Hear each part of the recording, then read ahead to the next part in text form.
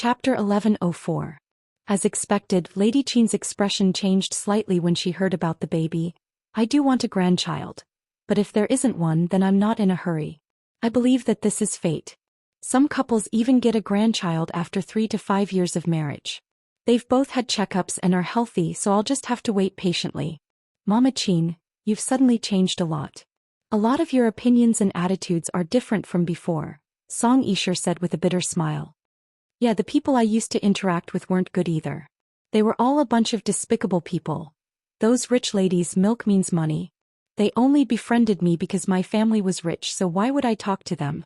Also, as the saying goes, distance tests a horse's strength, and time reveals a person's heart. As time goes by, I'll know whether some people are humans or ghosts. After all, no one is stupid forever, right? Haha, yeah. Song Yisher still felt awkward. Sure, you too. In the future, when you find a man, you have to be careful. Don't find someone who's nice in front of you but is a ghost behind your back. That kind of man, no matter how good he looks or how good his family background is, won't be liked by anyone. Lady Qin even gave her a piece of advice out of the kindness of her heart. I know, Mama Qin. Then Lady Qin began to chat with her. Song Yisher finally lost her patience. Mama Qin, it's getting late, I'm going to leave now. Okay, bye. Lady Qin waved her hand and said goodbye. As Song Yisher drove out of the Qin manor, she was filled with anger.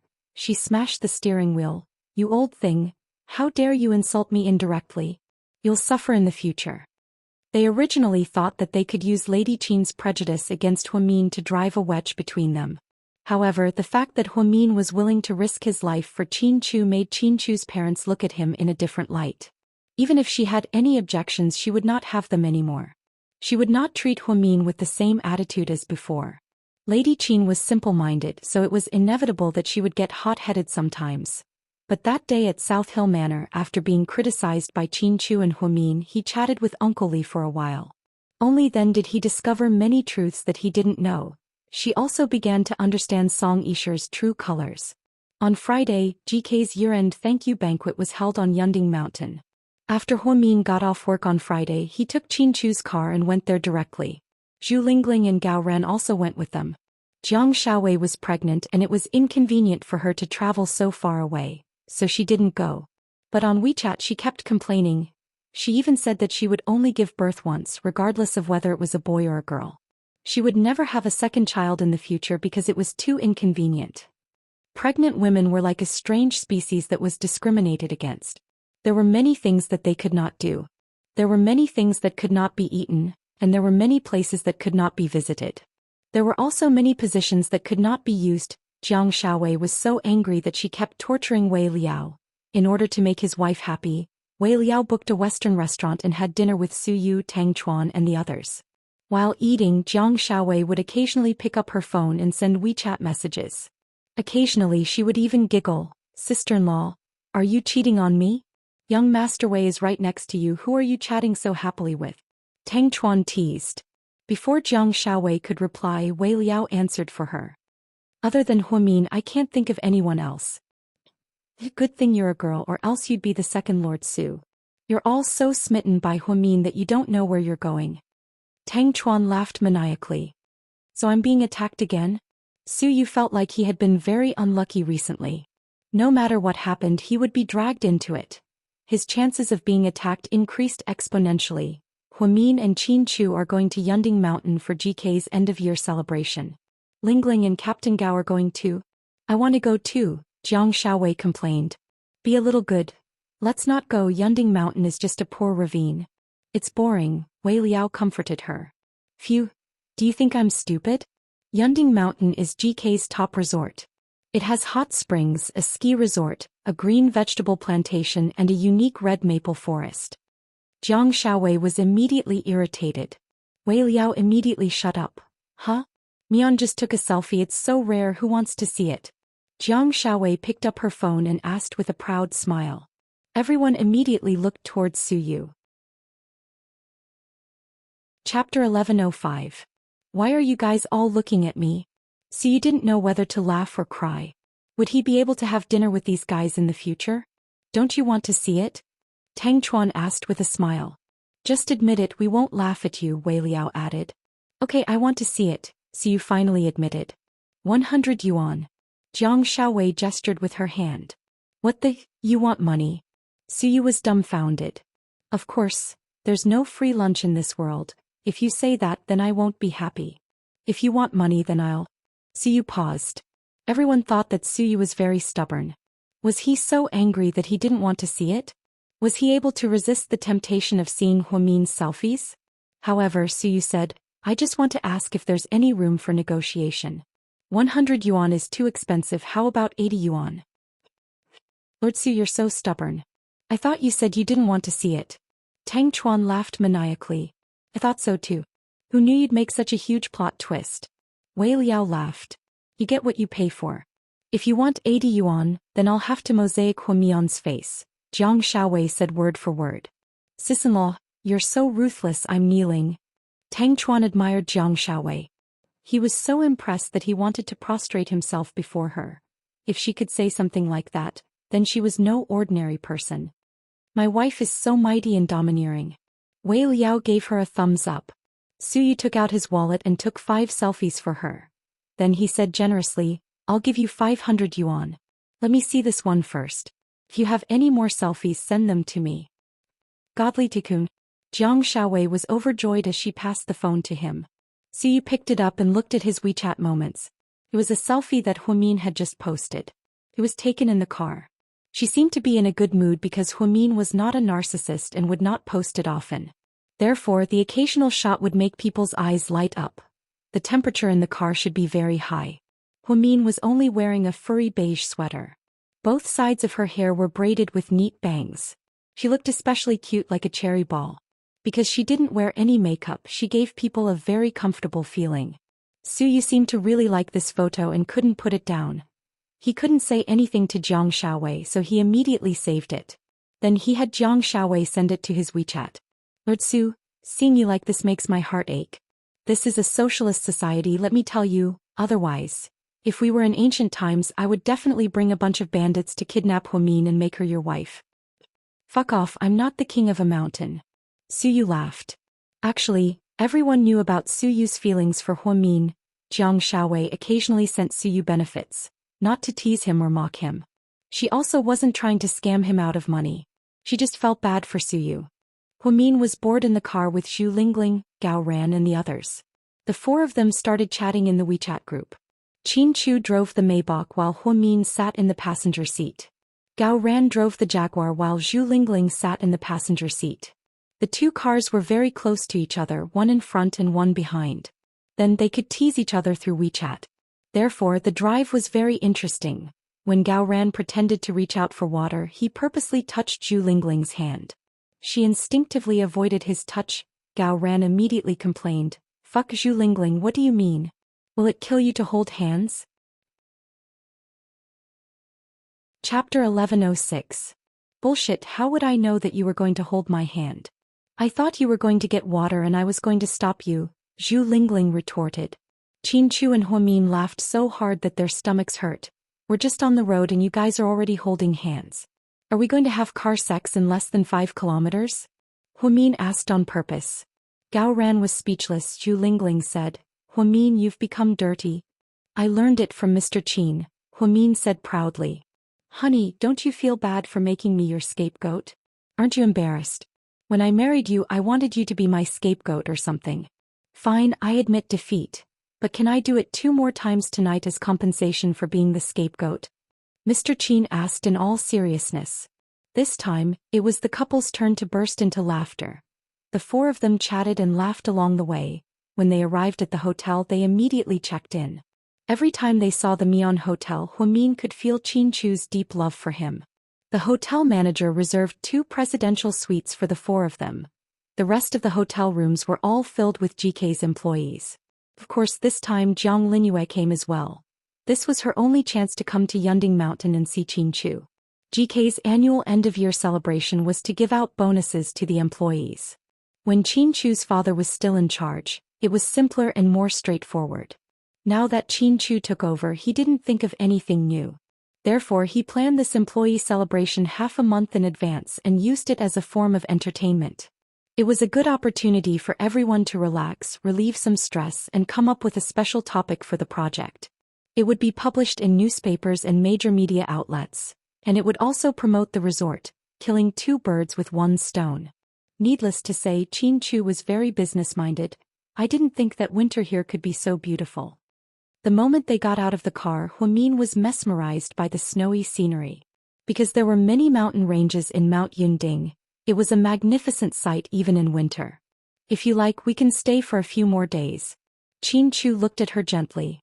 No ha, it's the end of the year and you have a lot of things to do. We can stay for 2 days and leave after the meeting. We'll come back when we have time. Huamin wasn't a capricious person and wouldn't ask Chin Chu to do everything for him. This made Chin Chu even more. President Chin, dinner will be served in 15 minutes. Would you like to eat alone or with everyone in the Magnolia Hall? The hotel manager asked carefully. Honey, what do you think? Chin Chu asked. Then let's eat together, Chin Chu ordered. Hey President Chin. In 15 minutes, you and Mrs. Chin must go to the Magnolia Hall for dinner. I will reserve a table of food and drinks for you, Mrs. Chin, and your friends. Then the manager went downstairs. Huamin and Chin Chu changed into formal wear and suits. 15 minutes later, they went downstairs with Gao Ran and Zhu Lingling. They didn't know until they saw it, but they were shocked. There were more than 100 tables in the Magnolia Hall. They heard that there were more than 1,000 people at this employee meeting. My God! It's so spectacular, there are so many people, it's like the Spring Festival Gala, Gao Ran exclaimed. Not everyone is here yet. There are still a few people on duty. Otherwise, there would be more people here, Chin Chu replied with a smile. The four of them walked to the center table and sat down. Hello, President Chin. Ho, a young lady. People greeted them along the way. When they sat down, Zhu Lingling looked at the dishes on the table and almost drooled. There were a total of 20 dishes, all of which were exquisite. There were seafood, staples and many stir-fried dishes. Before they could say anything, Jiang Linyue, who was wearing an emerald evening gown, suddenly walked over. With a glass of wine in her hand, she smiled at Huamin and said, Thank you, a young lady, for taking care of me and promoting me over the past few months. I'd like to propose a toast to a young lady. Then she downed her glass. Huamin looked at Jiang Linyue with a complicated expression and didn't say anything. Chapter 1107. You're too kind. Director Jiang, you're so capable, it's a waste of your talent to stay in the design department. You'll only be able to realize your potential if you work at a branch company. I'm also different from everyone else. If it were another female employee, they wouldn't even have this opportunity. So, Director Jiang, sometimes you're a very special existence to me. Huamin smiled and took a small sip from his wine glass. Jiang Linyue bit her lips, feeling quite awkward. She originally wanted to use this opportunity to embarrass Huamin. After all, he wouldn't go too far in front of so many employees. However, to her surprise, Huamin's words were even sharper, and in the end she was the one who felt awkward. Jiang Linyue learned her lesson from last year's 30-year anniversary party and thought that she wouldn't have the chance to come again. However, to her surprise, Huamin didn't do anything this time. She thought that she took advantage of the situation. Little did she know that it wasn't that Huamin forgot about her, but that he didn't want to be distracted by small things like this. Ever since Chin Chu was shot and the two of them experienced life and death, Huamin suddenly realized that Jiang Linyue and Song Yisher were nothing to her and Chin Chu. These people weren't even passers-by in their lives. At most, they were just bystanders. After hearing Huamin's words, Jiang Linyue's face turned red and she obediently turned around. Otherwise, she would probably end up in an even worse state. The female employees at your company are quite interesting, huh? Why do they all seem to be your enemies? Zhu Lingling also noticed what was going on and asked Huamin with a smile. It's all because of Mr. Chin's beauty. He's too seductive and he walks around GK all the time. Any woman would fall for him, so there are always people who think that they're prettier and more suitable for Mr. Chin than I am. She's just one of them, so it's not surprising. Huamian, is it really okay for you to use the word seductive to describe your husband? Gao Ran laughed. Then what should I use? Don't tell me you're going to use allure? Huamin continued teasing. Chin Chu, your wife is really a demon. Her mouth is too sharp, I can't beat her. Gao Ran immediately surrendered. Chin Chu only smiled without saying anything. He liked to listen to whatever Huamin said. To put it bluntly, even when Huamin scolded someone, he felt that it was pleasant to hear. This was what it meant to be spoiled to a certain extent. Zhu Lingling picked up a tissue and wiped the lipstick off her lips. As she wiped, she sighed. Women in this new era. So fucking tiring. In the past we only needed to be good in the kitchen. Now we need to be good in the kitchen. We need to be good in the kitchen. We need to be good in the kitchen. We need to be good in the kitchen. Ha. Lingling, you're so talented. Do you really have to be like this? Huamin couldn't stop laughing. Do I have to be like this? Sometimes I feel that it's so tiring for women to live in this era. Not only do we have to take care of our children, we also have to be filial to our elders, and we also have to worry about our husbands cheating on us. It's so fucking unfair. I think the country should implement polyandry. One woman can have 4 husbands. That way there's less pressure to support the family. Women can also have a lot more free time. I agree. Huamin immediately raised his hand. At that moment she seemed to feel Mr. Qin's sharp gaze on her. She immediately changed her words and said, although I agree with your idea, 1 husband is more than enough. Yes, it's definitely enough. Qin Chu expressed his satisfaction and the corners of his mouth raised slightly. Come on with your physique, you need to find 4 husbands. Can you handle it? Don't pass out in bed. Also, you forgot to mention 2 of the new era women's skills that you mentioned just now. Let me fill you in, Gao Ran reminded her. What did you forget to mention? Zhu Lingling looked at Gao Ran in confusion. Good in the kitchen, good in the kitchen, good in the kitchen, good in the kitchen, good in the kitchen, good in the position, good in the bed. Qin Chu, Huamin, Zhu Lingling, fuck? Are you even a police officer? Why are you so dirty? Chapter 1108. People's police officers are people too, they have basic biological needs, Gao Ran said righteously. Huamin couldn't stop laughing. She leaned against Qin Chu's chest and laughed until she couldn't catch her breath. Qin Chu hugged Huamin with one arm. His eyes were filled with tenderness. The employees began to gossip about the president in private. Jiang Linyue's table was filled with employees from the branch company. Many of them were meeting President Qin and Lady Qin for the first time. Therefore they enjoyed talking about them. President Qin is so handsome. He's as handsome as those movie stars. I didn't expect him to be so young and capable. Lady Qin isn't very pretty, but she looks like a nice person. She's always smiling and isn't pretentious.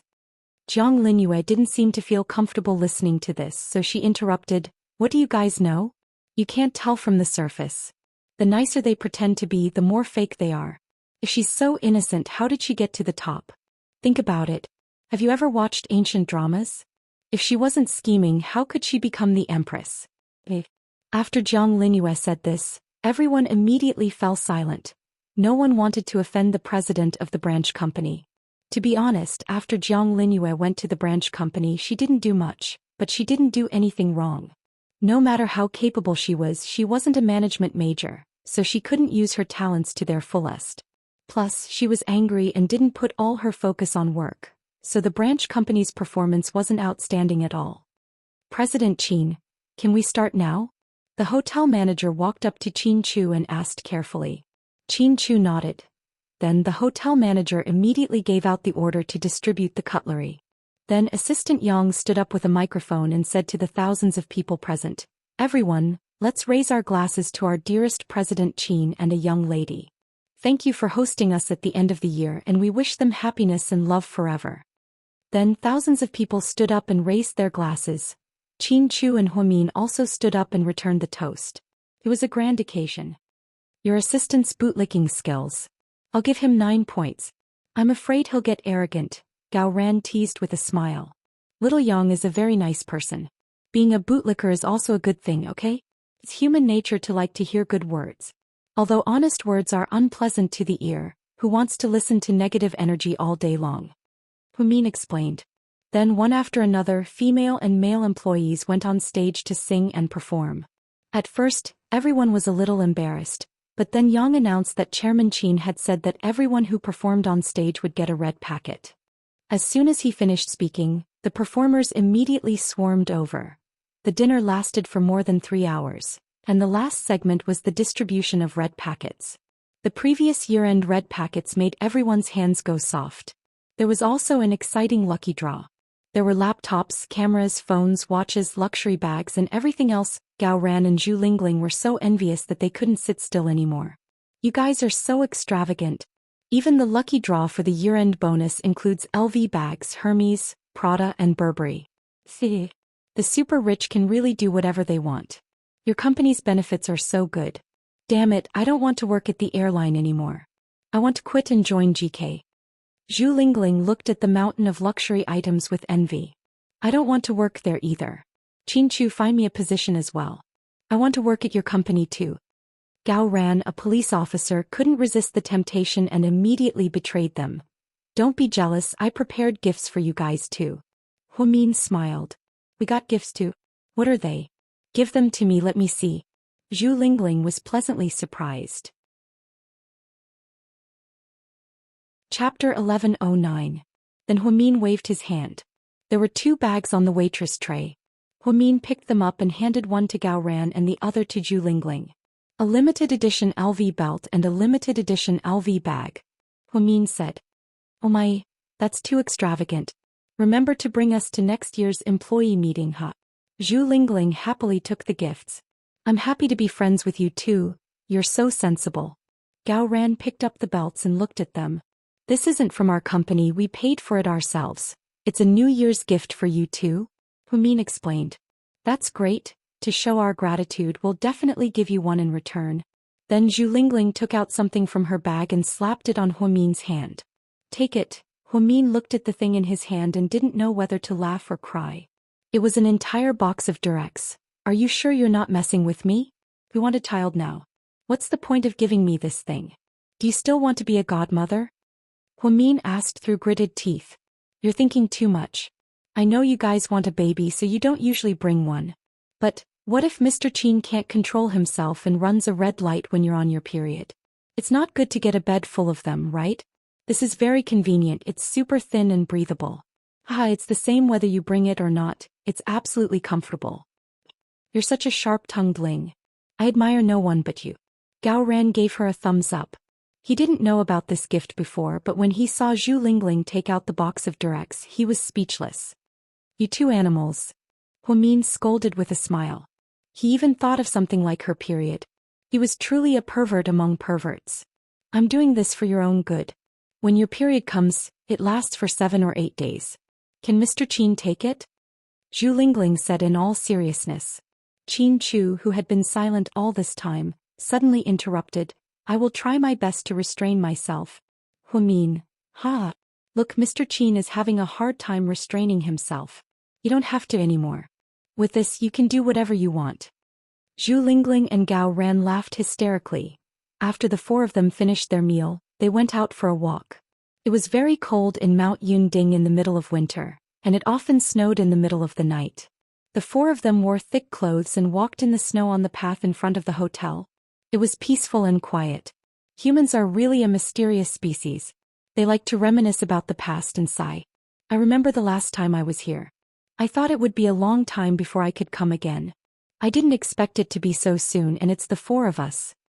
Hu Min said slowly. Just then a few snowflakes fell on Hu Min's head. Qin Chu, who was wearing gloves, gently brushed them off for her. Zhu Lingling saw this and was extremely envious. She immediately turned around and said to Gao Ran, Stinky cop, I want one too. Okay. Gao Ran immediately walked up to Zhu Lingling, put his hands on her head and shook it violently. She immediately felt dizzy. Fuck? What are you doing? My neck is going to break. Do you know that? Didn't you ask me to help you with the snowflakes? Gao Ran looked like he was wronged. I fucking asked you to be gentle like Mr. Qin, but you're so fucking rough. No wonder you can't find a wife. Look at you. Any woman would be scared away by you, but you didn't scare them away, did you? I can't fucking get married, so I'm just trying to make do with you. Zhu Lingling argued. That's why. A broken pot has a broken lid and a dumbass has a dumbass love. Gao Ran gave her a classic quote. Zhu Lingling kicked him in the butt. Fuck off, you're the dumb. Dating you makes me fucking worried, Zhu Lingling yelled. Hu Min and Qin Chu watched from the side, smiling without saying anything. The time the 4 of them spent together was always very happy. Time also seemed to pass very quickly. After a weekend, the 4 of them went back to work as usual. On Monday morning after Huamin finished his morning meeting, Jiang Xiaowei sent her a WeChat message. Mion. Breaking news, Lord Su went on a blind date today, did you know? Chapter 11:10. Really? Huamin's reaction was normal. Maybe she didn't think that Su Yu's blind date was news. Plus, because Su Yu helped Qin Chu get a military doctor, he made a deal with his grandfather. This made Huamin quite sad. Aren't you curious to see it? Why would I be curious? Today's blind date is with a doctor from the first hospital. She's your colleague. Jiang Xiaowei was quite gossipy. Huamin couldn't help but laugh. There are a lot of doctors in the first hospital. I don't even know most of them. Why would I be curious? You're right. Anyway, I think it's quite interesting. I wonder what Lord Su's blind date will be like. It must be hilarious, right? After chatting with Jiang Xiaowei for a while, Huamin didn't take it seriously and continued working. At the first hospital's pediatric outpatient department, Su Yu came here to meet his blind date as requested. God knew how much he didn't want to go on blind dates, but he had no choice. He had made a deal with his grandfather. A man had to keep his word. Otherwise, he wouldn't be able to keep his word in front of his grandfather. Su Yu drove his black Lamborghini all the way to the first hospital.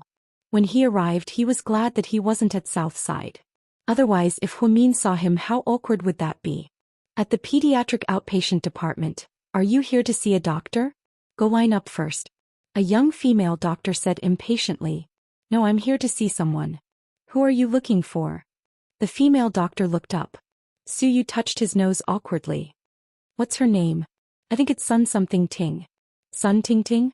Su Yu vaguely remembered that she was the niece of his mother's best friend. Apparently, she graduated from Jing City's medical school and was also a top student. Now she was working at the first hospital as a pediatric doctor. Her family was in the lumber business and was rich. Although they weren't of equal social status, their family background was clean. Su Yu wasn't interested in wood, socialites, or top students. The only thing that piqued his interest was the profession of a doctor. He was actually quite curious. Were all women who were doctors the same as Huamin? Or just like Huamin? Su Yu was curious, but he also kept his promise to his grandfather. He obediently went on the blind date. Sun Yiting, the female doctor corrected her. Yes, Sun Yiting. Su Yu immediately understood after being reminded. Where is she now? Su Yu looked around, trying to look into the clinic. There's no need to look. I'm her. The female doctor took off her mask. Su Yu froze on the spot. How could there be such a coincidence? To think that one of them would be the true body. Su Yu rubbed his forehead awkwardly. Are you Su Yu? The female doctor raised her head and asked. Yes. Su Yu nodded. After confirming that it was Su Yu, the female doctor's attitude immediately became much better. She smiled and said, I'm sorry for what happened just now. We have too many patients here, so my tone wasn't too good. Alright, let's go somewhere else to talk. It's not convenient here. The female doctor led Su Yu all the way to the backyard of the first hospital. There were fewer people here, so it was a good place to talk. Su Yu glanced at the female doctor. She was quite pretty. She was around 165 centimeters tall, fair and clean. However, for some reason Su Yu just couldn't bring himself to like her. She couldn't even compare to Huamin. I heard that you have your own entertainment company. I don't pay much attention to the entertainment industry, so I don't know much about it. The female doctor took the initiative to speak. Yes. Su Yu nodded. That's pretty impressive. You don't usually fool around with those female celebrities, right? I hate it when men cheat on women. Su Yu was quite surprised by the female doctor's sudden words. Chapter 11:11. To be honest, I used to, but not anymore. Why, were you upset? The female doctor asked. Su Yu was speechless. He felt that this female doctor didn't know how to talk. Her tone was also very aggressive, making it hard for him to like her. No, it's because of someone. Who? Ex-girlfriend? The female doctor continued to ask. Well, then who is it?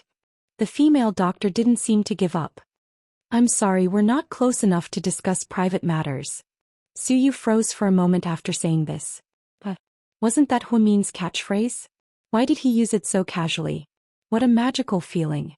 After being choked by Suyu, Sun Yiting didn't continue to ask. Instead, she took the initiative to introduce herself. My aunt should have told you, right?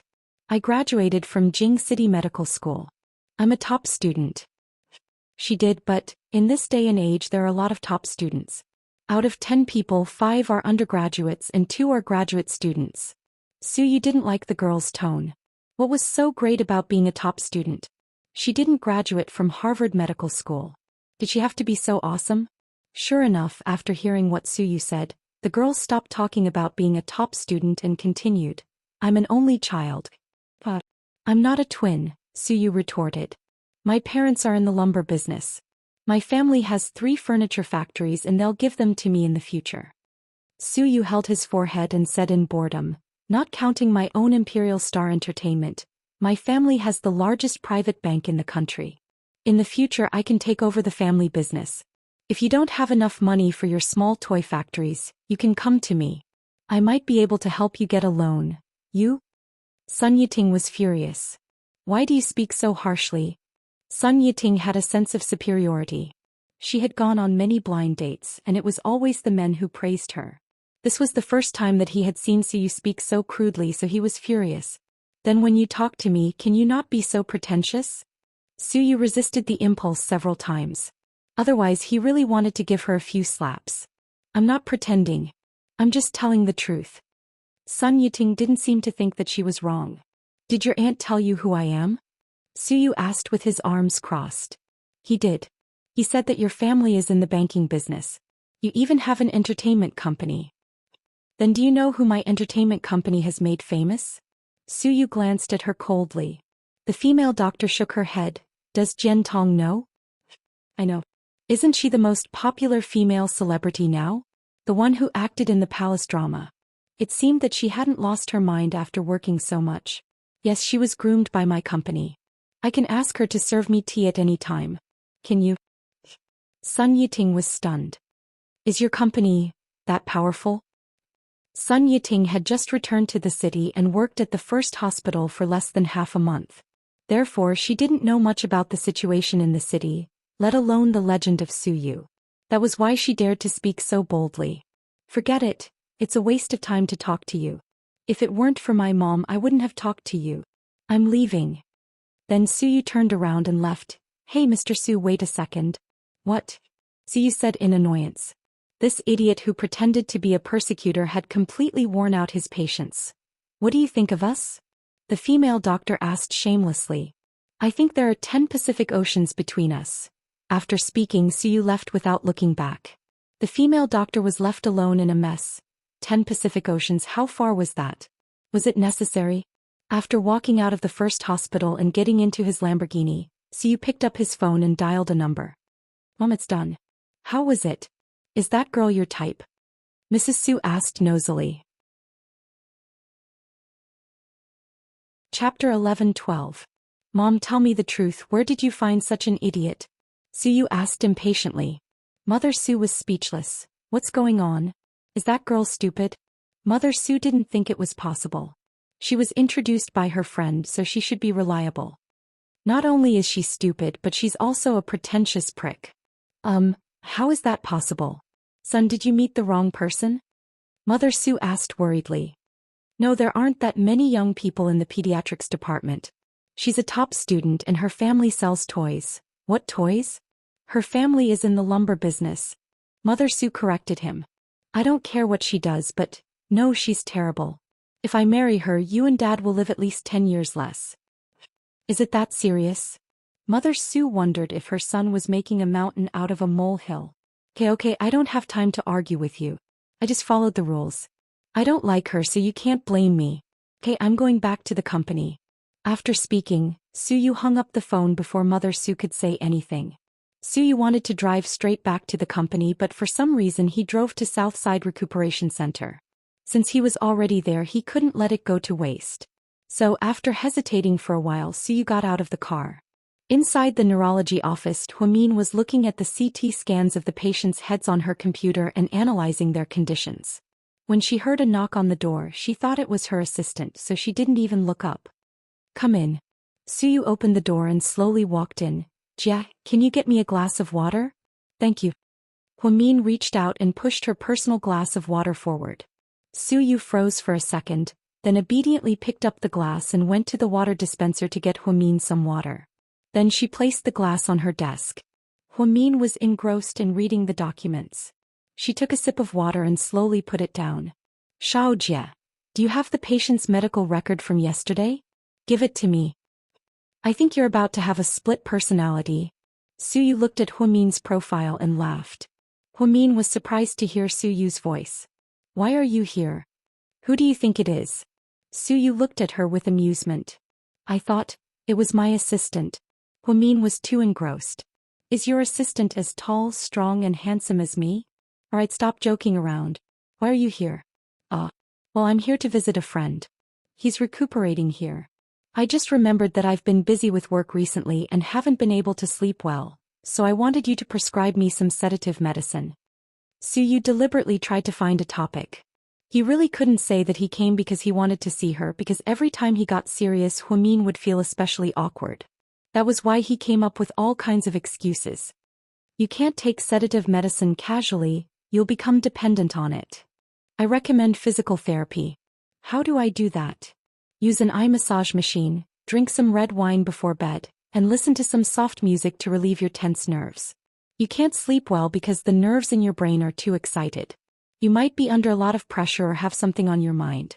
Just adjust yourself, it's not a serious illness, Huamin advised. Okay, I'll go back and try it. Suyu nodded. Didn't you go on a blind date today? How was it? Any progress? Huamin suddenly thought of this and asked with a smile. Chapter 11-13. You're so well informed. Don't tell me you found someone to follow me? Do you think I'd spend that kind of money to follow you? Huamin laughed. Sigh. Don't even mention it. My blind date is an idiot. I can't even look at her. It's like she's torturing me, Suyu complained. Isn't she a doctor from the first hospital? Yeah, because she's a doctor, I was curious and agreed to take a look at her. But what the hell? It's crazy. Suyu really regretted agreeing to her mother's arrangement. It seemed like she had been blinded by the profession of a doctor. She mistakenly thought that all female doctors were like Huamin, smart, self-aware, and calm. Really? Aren't you exaggerating? Huamin looked at Suyu amused. Suyu looked at Huamin and suddenly reached out to take off her glasses and put them on herself. Huamin didn't expect this sudden action. Hey, what are you doing? Are you a robber? Nice glasses, give them to me. After Suyu put them on, she took out her phone and took a picture of herself. No way, you're a godlike tycoon. Why would you rob someone else? Of course I can't give them to you, but I can sell them to you for 1,000. You and Jiang Xiaowei don't have the same mother, right? You're so fucking alike. All you talk about is money. Suyu looked at Huamin speechlessly and immediately thought of Jiang Xiaowei, that money grubber. Maybe I'm going to do a DNA test with her later. Huamin was extremely cooperative. Wei Liao is so lucky to have Jiang Xiaowei. After Suyu finished speaking seriously, he took off his glasses and placed them on Huamin's table. He looked at her with a complicated expression and said, Qin Chu is so lucky to have Huamin. After hearing Suyu's words, the usually eloquent Huamin bit his lips, not knowing what to say. She didn't know why, but sometimes when she heard Suyu speak seriously she would feel sad. I'm fine. I just saw a friend and came to see you. You can continue with your work. I won't disturb you. After speaking, Suyu turned around and left. Suyu? Huamin suddenly called out to him. Suyu turned around with one hand in his pocket, looking very handsome. Don't you like this spectacle frame? I'll give it to you. After speaking, she didn't forget to add, it's free. Forget it. No matter how much I like it, it's not mine. You can keep it. Thank you. Suyu smiled. After speaking, he walked out of Huamin's office. Huamin was slightly surprised. Then she quietly picked up the spectacle frame, put it on, and continued to work. Every time she saw Suyu, she felt very complicated, especially when Suyu was serious. So, to be honest, Huamin didn't want to have too much contact with Suyu. She felt that it was better for everyone. But the difference was that every time Suyu saw Huamin, he felt a sense of satisfaction. It was as if he was going to be in a good mood for the day. Fei Wong had a song called Legend. There was a line in the lyrics that was very suitable for this situation. Just because I saw you in the crowd, I couldn't forget your face. I dreamed that one day we would meet again. Since then, I've been missing you alone. When I miss you, you're in front of me. When I miss you, you're in my mind. When I miss you, you're in my heart. I'd rather believe that we were fated in our previous lives, that our love story in this life won't change. I'd rather wait for you to realize that I've always been by your side. On the way back, Suyu played this song on repeat. Today he no longer felt pain from missing her. Instead he felt happy because he saw Huamin. Imperial Star Headquarters. When Suyu returned to his office, there was a pile of documents waiting for him to sign. After reviewing them one by one, he began to sign them fluently. President Su, how was your blind date today? Assistant An asked nervously. Chapter 11:14. Suyu paused in the middle of signing a document. He looked up and narrowed his eyes as he sized up his assistant. When did you stop being an assistant and become a paparazzi? No, I'm just concerned about your marriage, President Su. And admitted that he wanted to know if his boss's relationship was going to end well. Will my marriage affect your career? Suyu asked angrily. It won't affect my career, but I was thinking, if you can get married, maybe I can have a vacation. Boss, I'm getting married next month and I'm going back to my hometown for the wedding. Can you give me a week off? And gritted his teeth and finally said his little wish. Suyu, so, when did you get a girlfriend? He was too surprised. And had been by his side for a long time. How could he not know that he had a girlfriend and was about to get married? Was this kid lying to him because he was on vacation? I just got it last month. Last month? You're getting married next month. Suyu was shocked. Yeah. And nodded. Flash marriage. Yeah. And nodded again. How did you meet? I shook it. I'm speechless. I approve your vacation. I'll give you half a month off. You can even have time for your honeymoon. Thank you, boss. And was excited. Boss, yeah? Good luck to you too. Get out of singlehood soon. And really hoped that his boss could have a partner. Thank you. You don't have to worry about me. After An was given a vacation, the kid immediately ran away, afraid that he would go back on his word. But thinking about it, it was quite amazing. So there really were people who would get married in a flash? After work, Suyu walked out of the headquarters and saw Jian Tong on the first floor. She was wearing an ancient costume and hadn't had time to change. President Su. Jian Tong walked over with a smile. Yeah. Suyu nodded. There's an indoor scene today, so I went back to the company to shoot. Have you eaten? Let me treat you to a meal. Jian Tong was one of the few female celebrities that Suyu was not annoyed by, because she was very self-aware. I'm not going. I want to go back to the old house. Oh, okay, then you go ahead. I'll ask you out later.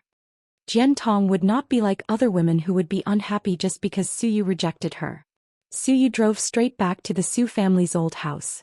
The renovation of the new villa was almost done, but he wasn't willing to live there.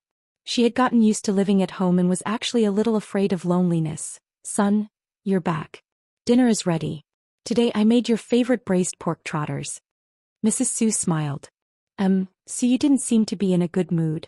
It doesn't matter if we can't do it today. We have more tomorrow. Before Mrs. Su could finish, she was interrupted by Suyu. Mom, thank you. I know that you and Grandpa are doing this for my sake, so you helped me. But I really don't like them. I'm really tired. Can you not make any more arrangements? Mrs. Su's heart ached when she saw her son's tired expression. Son, are you still thinking about?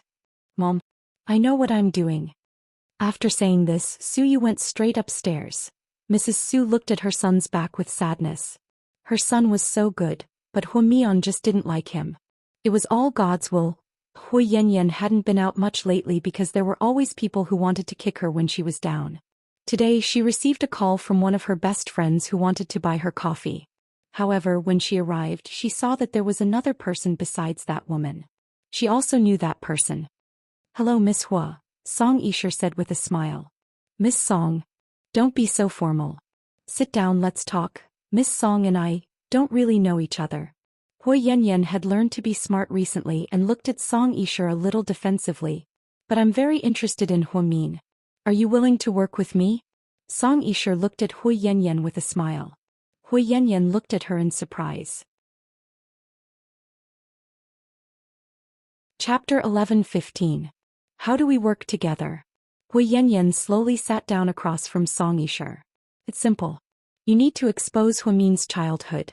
You need to expose all the dirt you know about her, whether it's true or not. Yes, whether it's true or not. You want me to fabricate some dirt? Hui Yanyan asked as she looked at Song Yisher. You could say that. Why are you doing this? Did she offend you in any way? You don't need to know that. All you need to know is that I want you to do this. What do I get in return?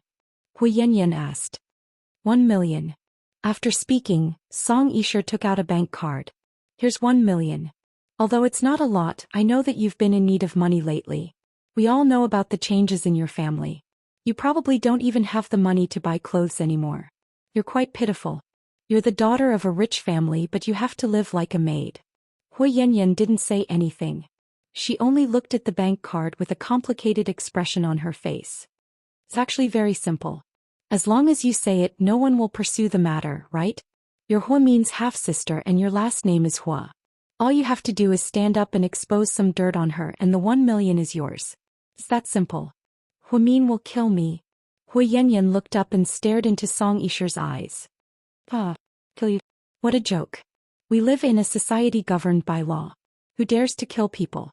Huimin is so smart that she won't. At most she'll question you.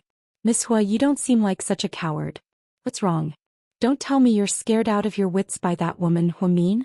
Song Yisher looked at Hui Yanyan with disdain. You don't seem to know how powerful Huimin is. I advise you not to make her your enemy. She's not as gentle as she looks. Hui Yanyan knew how powerful Huimin was, so she advised Song Yisher not to make an enemy out of Huimin. Yanyan, are you crazy? Do you think that just because you're afraid of Huimin, everyone else is afraid of her?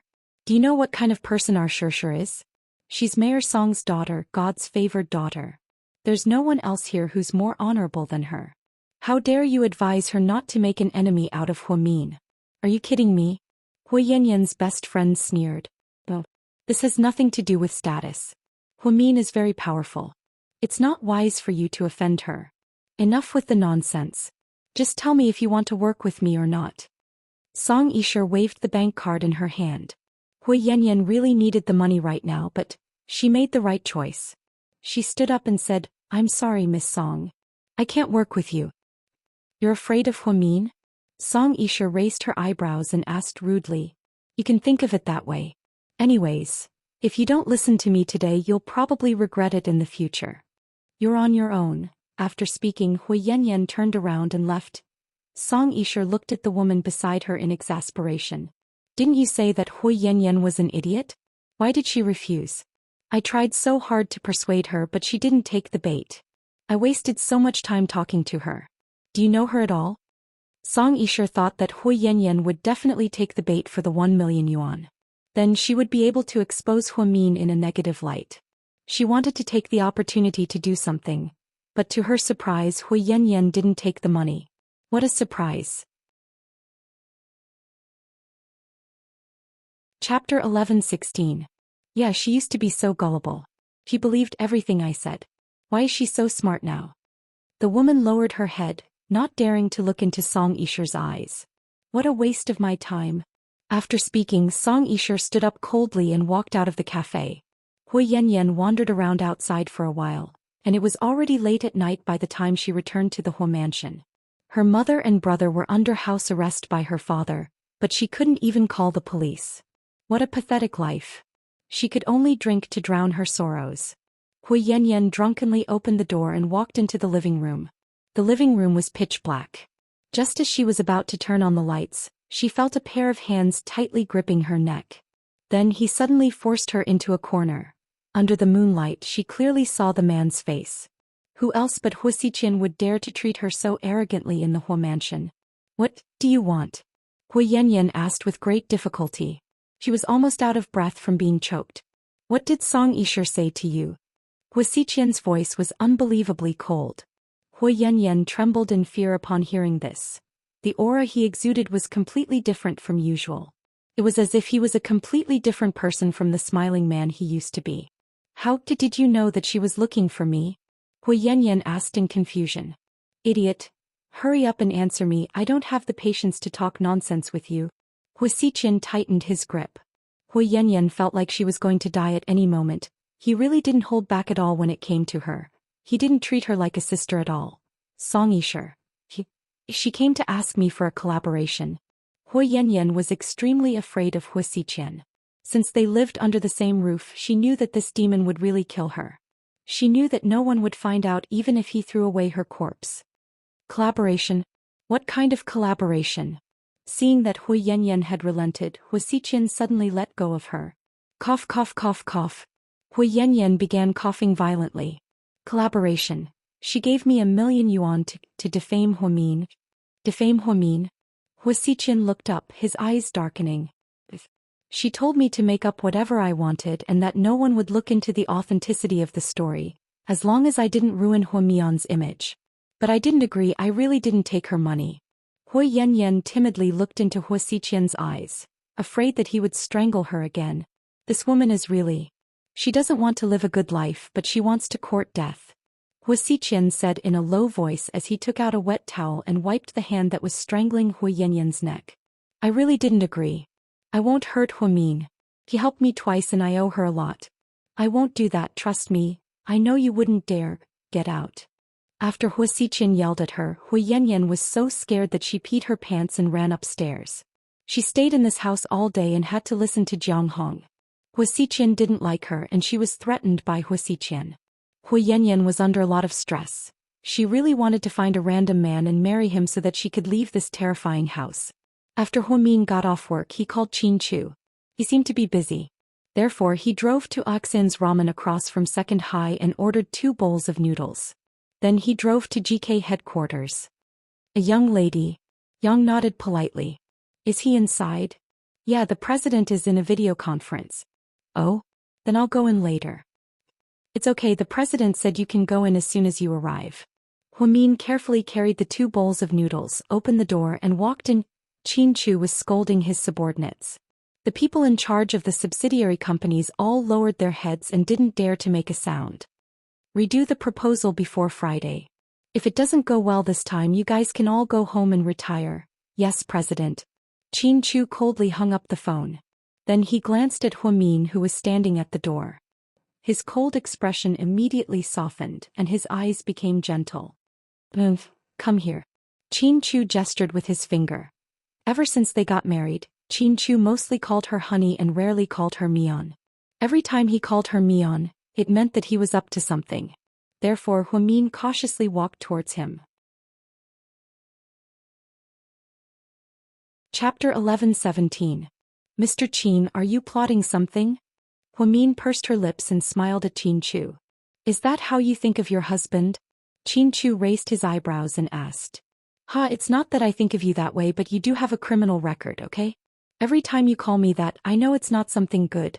Huamin learned to be smart and didn't jump into her husband's trap so easily. Let me show you something, Qin Chu said as he took out a document from his drawer and placed it on the table. Huamin picked it up and flipped through it and immediately smiled. Do you want to go? Qin Chu asked. Yeah. Huamin nodded shyly. It turned out that this was an invitation from their alma mater, Second High School. They were invited to return to their alma mater on Saturday to experience life. Recently, the school was holding a Back to 17 event. Many successful people from their alma mater had returned to school to experience life. As a young entrepreneur, Qin Chu was ranked at the top of the list. He had always been a popular figure in Second High, and many of the juniors in the school were talking about their school stories. Therefore, Huamin was very happy to have this opportunity. Out of all of her studies, high school was the most important to her. It was where she and Qin Chu first started. I didn't think that our alma mater would have such a humane event, Huamin said intimately as she wrapped her arms around Qin Chu's neck. I knew you'd like it. When I went to buy ramen, I was thinking about how great it would be if I could turn back time.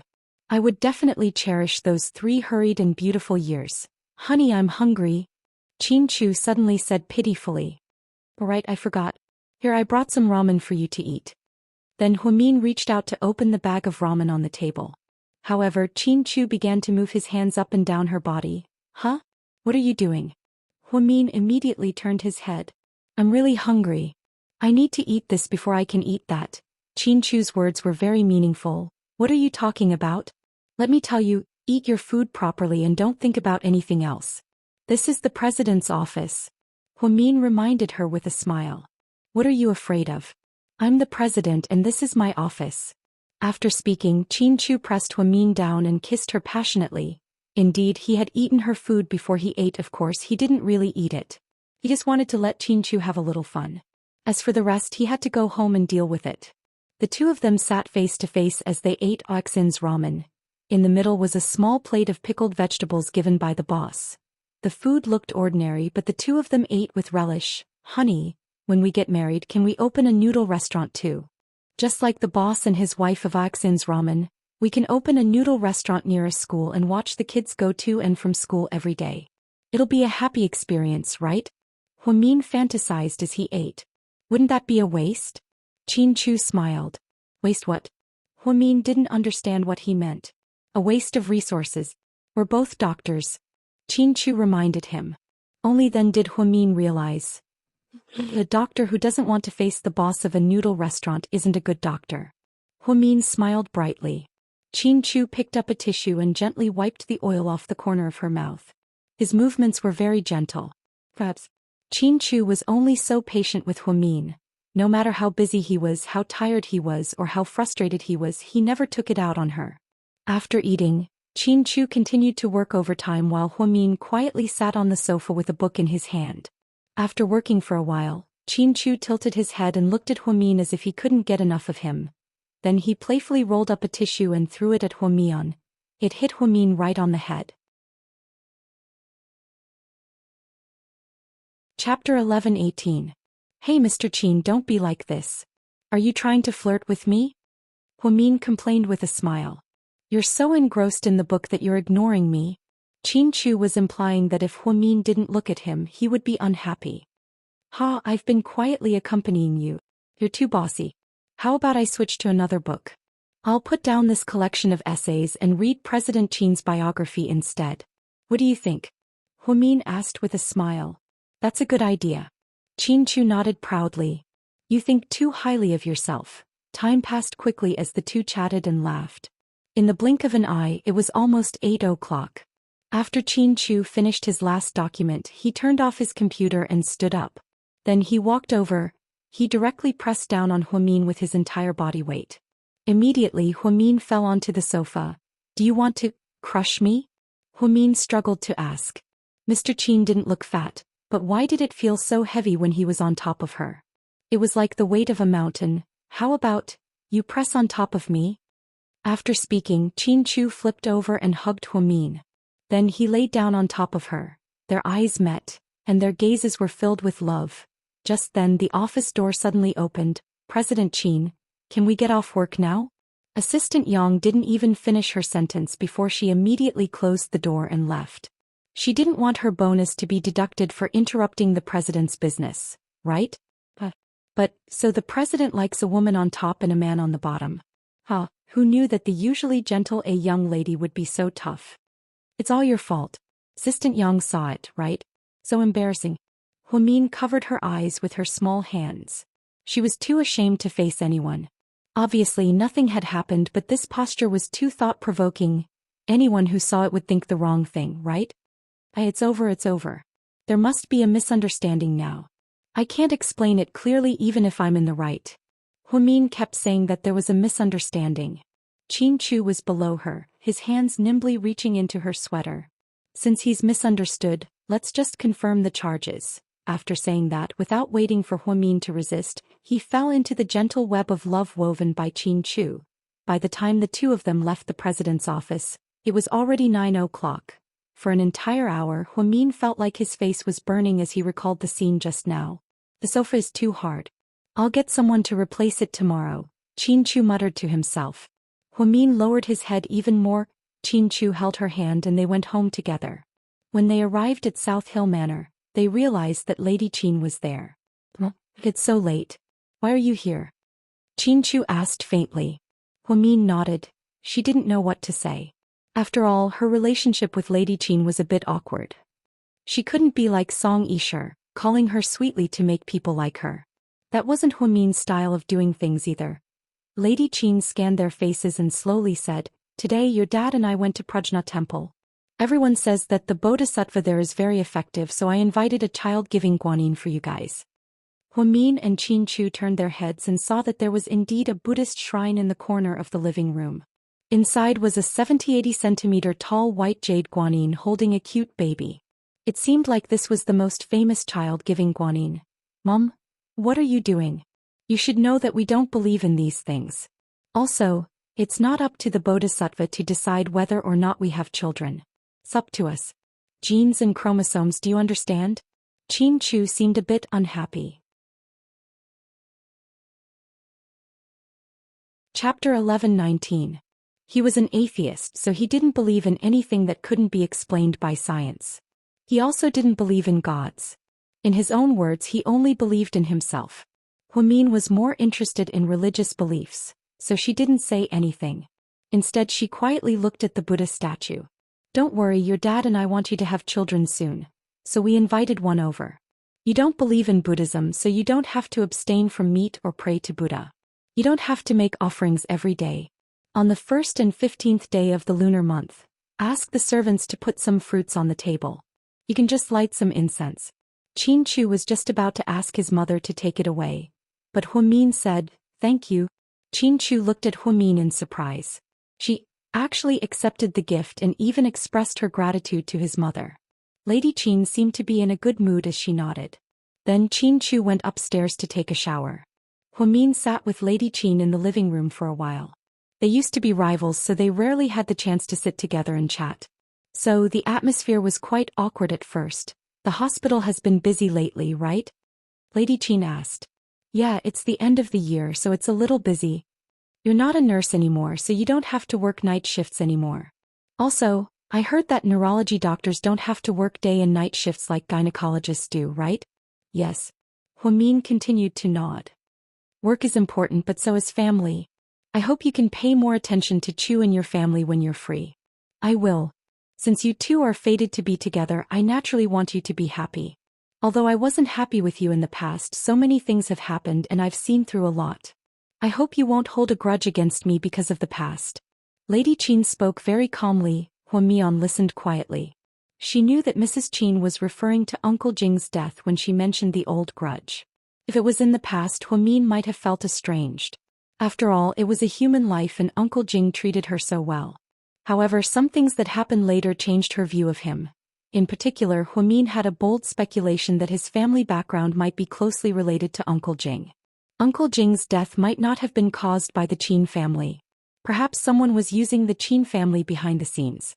She might be the one who killed Uncle Jing because all the witnesses who knew about her identity back then were either dead or missing. Even the information had been completely destroyed. How could this be a coincidence? Huamin planned to ask Lady Qin about the ins and outs of the past when he had the time, but not now. After all, now was not the right time. The relationship between the two of them had just improved. If they kept asking about that matter, it wouldn't be good for either of them. Huamin thought about a lot of things better than the average person. Although she was only 24 years old, the things that she did and the things that she said were sometimes better than people in their 40s. It was as if she was born with a calm and steady aura. This aura was something that other girls her age didn't have. Back then, it was because of this unique aura that Qin Chu was infatuated with her and couldn't extricate himself from her.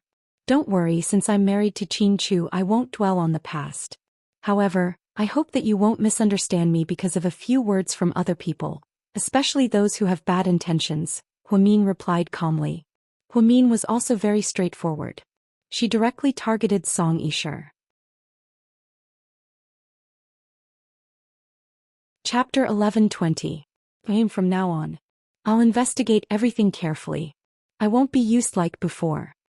After speaking, Lady Qin looked at her watch. It's getting late, you guys should get some rest. I'm going to go now. Okay, bye. After seeing Lady Qin off, Huamin went upstairs to take a shower and then went to bed with Qin Chu. My mom is superstitious, don't mind her. Qin Chu turned his head and explained to Huamin. That's good. Maybe Bodhisattva really will come to our house and give us a baby. You believe in superstitions? Qin Chu was slightly surprised. Sometimes. I have to believe in superstitions. Huamin smiled helplessly.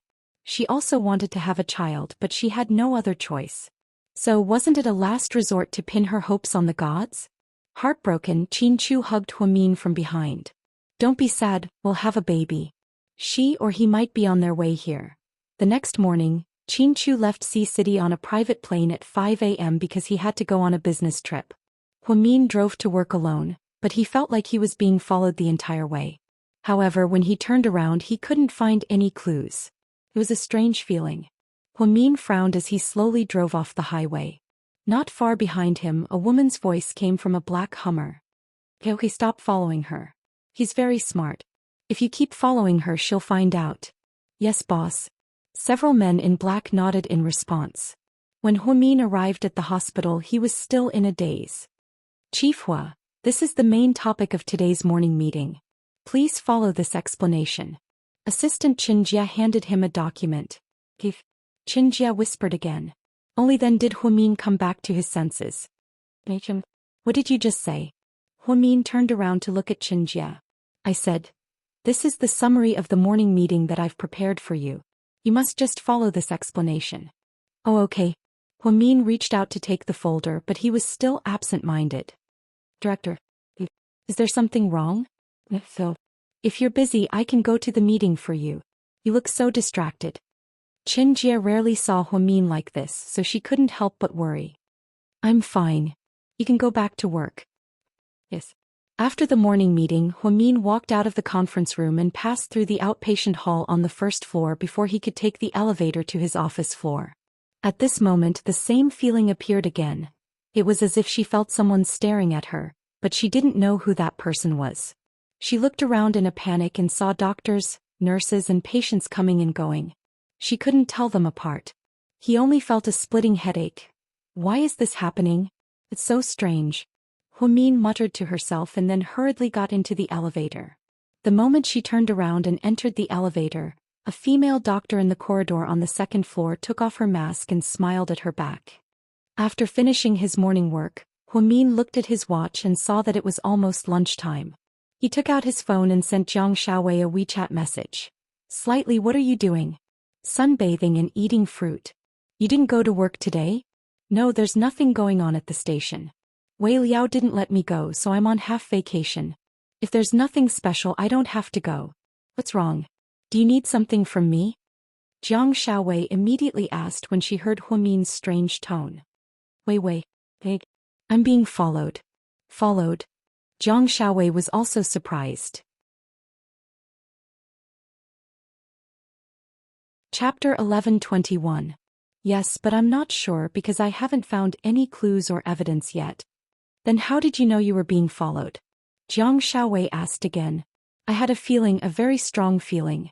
Ever since I drove out this morning on the way to the hospital after the meeting, I felt a pair of eyes watching me, but I didn't know where she was. It was a very scary feeling. Panicked. Huamin said anxiously. Jiang Xiaowei was a psychologist, so she hoped that she could help her analyze the situation and find out what was going on. After the kidnapping incident last time, Huamin had always been on high alert, constantly observing his surroundings and people. If you have this feeling, then it's probably not an illusion. You didn't look around for suspicious people or vehicles and record them, Jiang Xiaowei reminded him. No, it's just that it's very scary. I can't find anyone suspicious at all, as if everything was just an illusion. Could it really be an illusion? You've been under a lot of pressure recently. In fact, if you're too busy and tired, you'll have different types of hallucinations such as auditory and visual hallucinations. No, I've been under more pressure than this before, but I didn't have this feeling. Do you know? This is a strong new feeling. It seems to be very close to me, but I can't see or touch it. It's an indescribable feeling. Huamin didn't seem to be able to describe that subtle feeling. Huh? That's strange. But since you have this feeling, I suggest you be careful and don't let anything happen to you. You're the director of Southside and a young lady of the Qin family, so it's inevitable that people will have other thoughts about you. I'll be careful. Huamin nodded. After chatting with Jiang Xiaowei for a while, Huamin felt much better. Then he called Jixin on an international long-distance call, and Huamin went back to work. In the afternoon, after visiting a patient, he went downstairs for a walk. It was said that a pregnant woman in the obstetrics and gynecology department on the second floor had given birth to triplets. They were all girls, so everyone in the hospital went over to join in the fun. Huamin wasn't a person who liked to join in the fun, but he liked the baby so much that he couldn't help going down. Obstetrics and Gynecology Entrance Department Director Huamin. A few obstetricians and gynecologists nodded and greeted him when they saw him. They all respected Huamin very much. Perhaps it could be said that if it weren't for Huamin's bold suggestions of reorganization, they wouldn't have been able to survive. The South Side shouldn't be this strong. It might even surpass the first hospital. If it weren't for Huamin, South Side would still be a medical center known for its obscenity. It wouldn't be a hospital at all. The pregnant woman had a C-section, right? Is she full term? Huamin leaned against the glass of the ICU and looked at the 3 cute babies in the incubators with a gentle gaze. No, there are so many babies. How can she last until full term? She's only 35 weeks old. The pregnant woman also has high blood pressure during pregnancy. She won't make it, one of the doctors replied. The babies are healthy, right? They're just a bit small. One of them only weighs about 2 pounds, but they're very healthy. They're very strong. The obstetrician and gynecologist smiled. We're so lucky, 3 little princesses. Huamin couldn't be more envious. He leaned against the glass and looked at the 3 babies. His eyes were filled with the radiance of motherly love. Department Director Hua, you're lucky. Maybe you'll have multiple births in the future. One of the doctors smiled and gave him her blessing. Chapter 1122. Huamin smiled shyly. How can I be that lucky? Plus, I don't have the genes for multiple births in my family. It's hard to come by and the chances are very low. Huamin used to work in the OB/GYN department, so she knew the principles of medicine. Huamin was very rational and wouldn't have unrealistic dreams. After looking at the babies for a while, she reluctantly left. There were a lot of people in front of the elevator, so she chose to take the stairs. The stairs leading to the second floor were very spacious, and many medical staff members left because it was too troublesome to take the elevator. Therefore, she didn't notice the people coming and going in a hurry. A woman in a white coat walked past her with her head lowered. Chief Hua. Huamin nodded. She was used to greeting people like this. There were many doctors in the hospital, but she didn't know many of them. However, most of them knew her because she was too famous. Therefore, she didn't care when the female doctor greeted her. However, when she returned to her office, she realized that her work ID was gone. It was hanging in front of her chest. She had it just now. The work ID wasn't anything special, and there was no important personal information on it. However, there was a 1-inch photo of Huamin with a blue background. She was barefaced and beautiful. Qin Chu once joked that only people who looked so beautiful in their work ID photos were truly beautiful. Huamin immediately became frustrated. She searched everywhere in the office but couldn't find it. Jack, come in for a second. She called her assistant on the intercom. A minute later, Qin Jie ran in. Chief, what's wrong? My work ID is gone, did you see it? I saw you wearing it around your neck this morning. Qin Jie was a little surprised. Yeah, it was still there when I went to the OB/GYN department, but it was gone when I came back. Did you lose it on the way back? I'll go look for it. Qin Jie was about to leave. Wait. Jie. What else do you want me to do, Chief?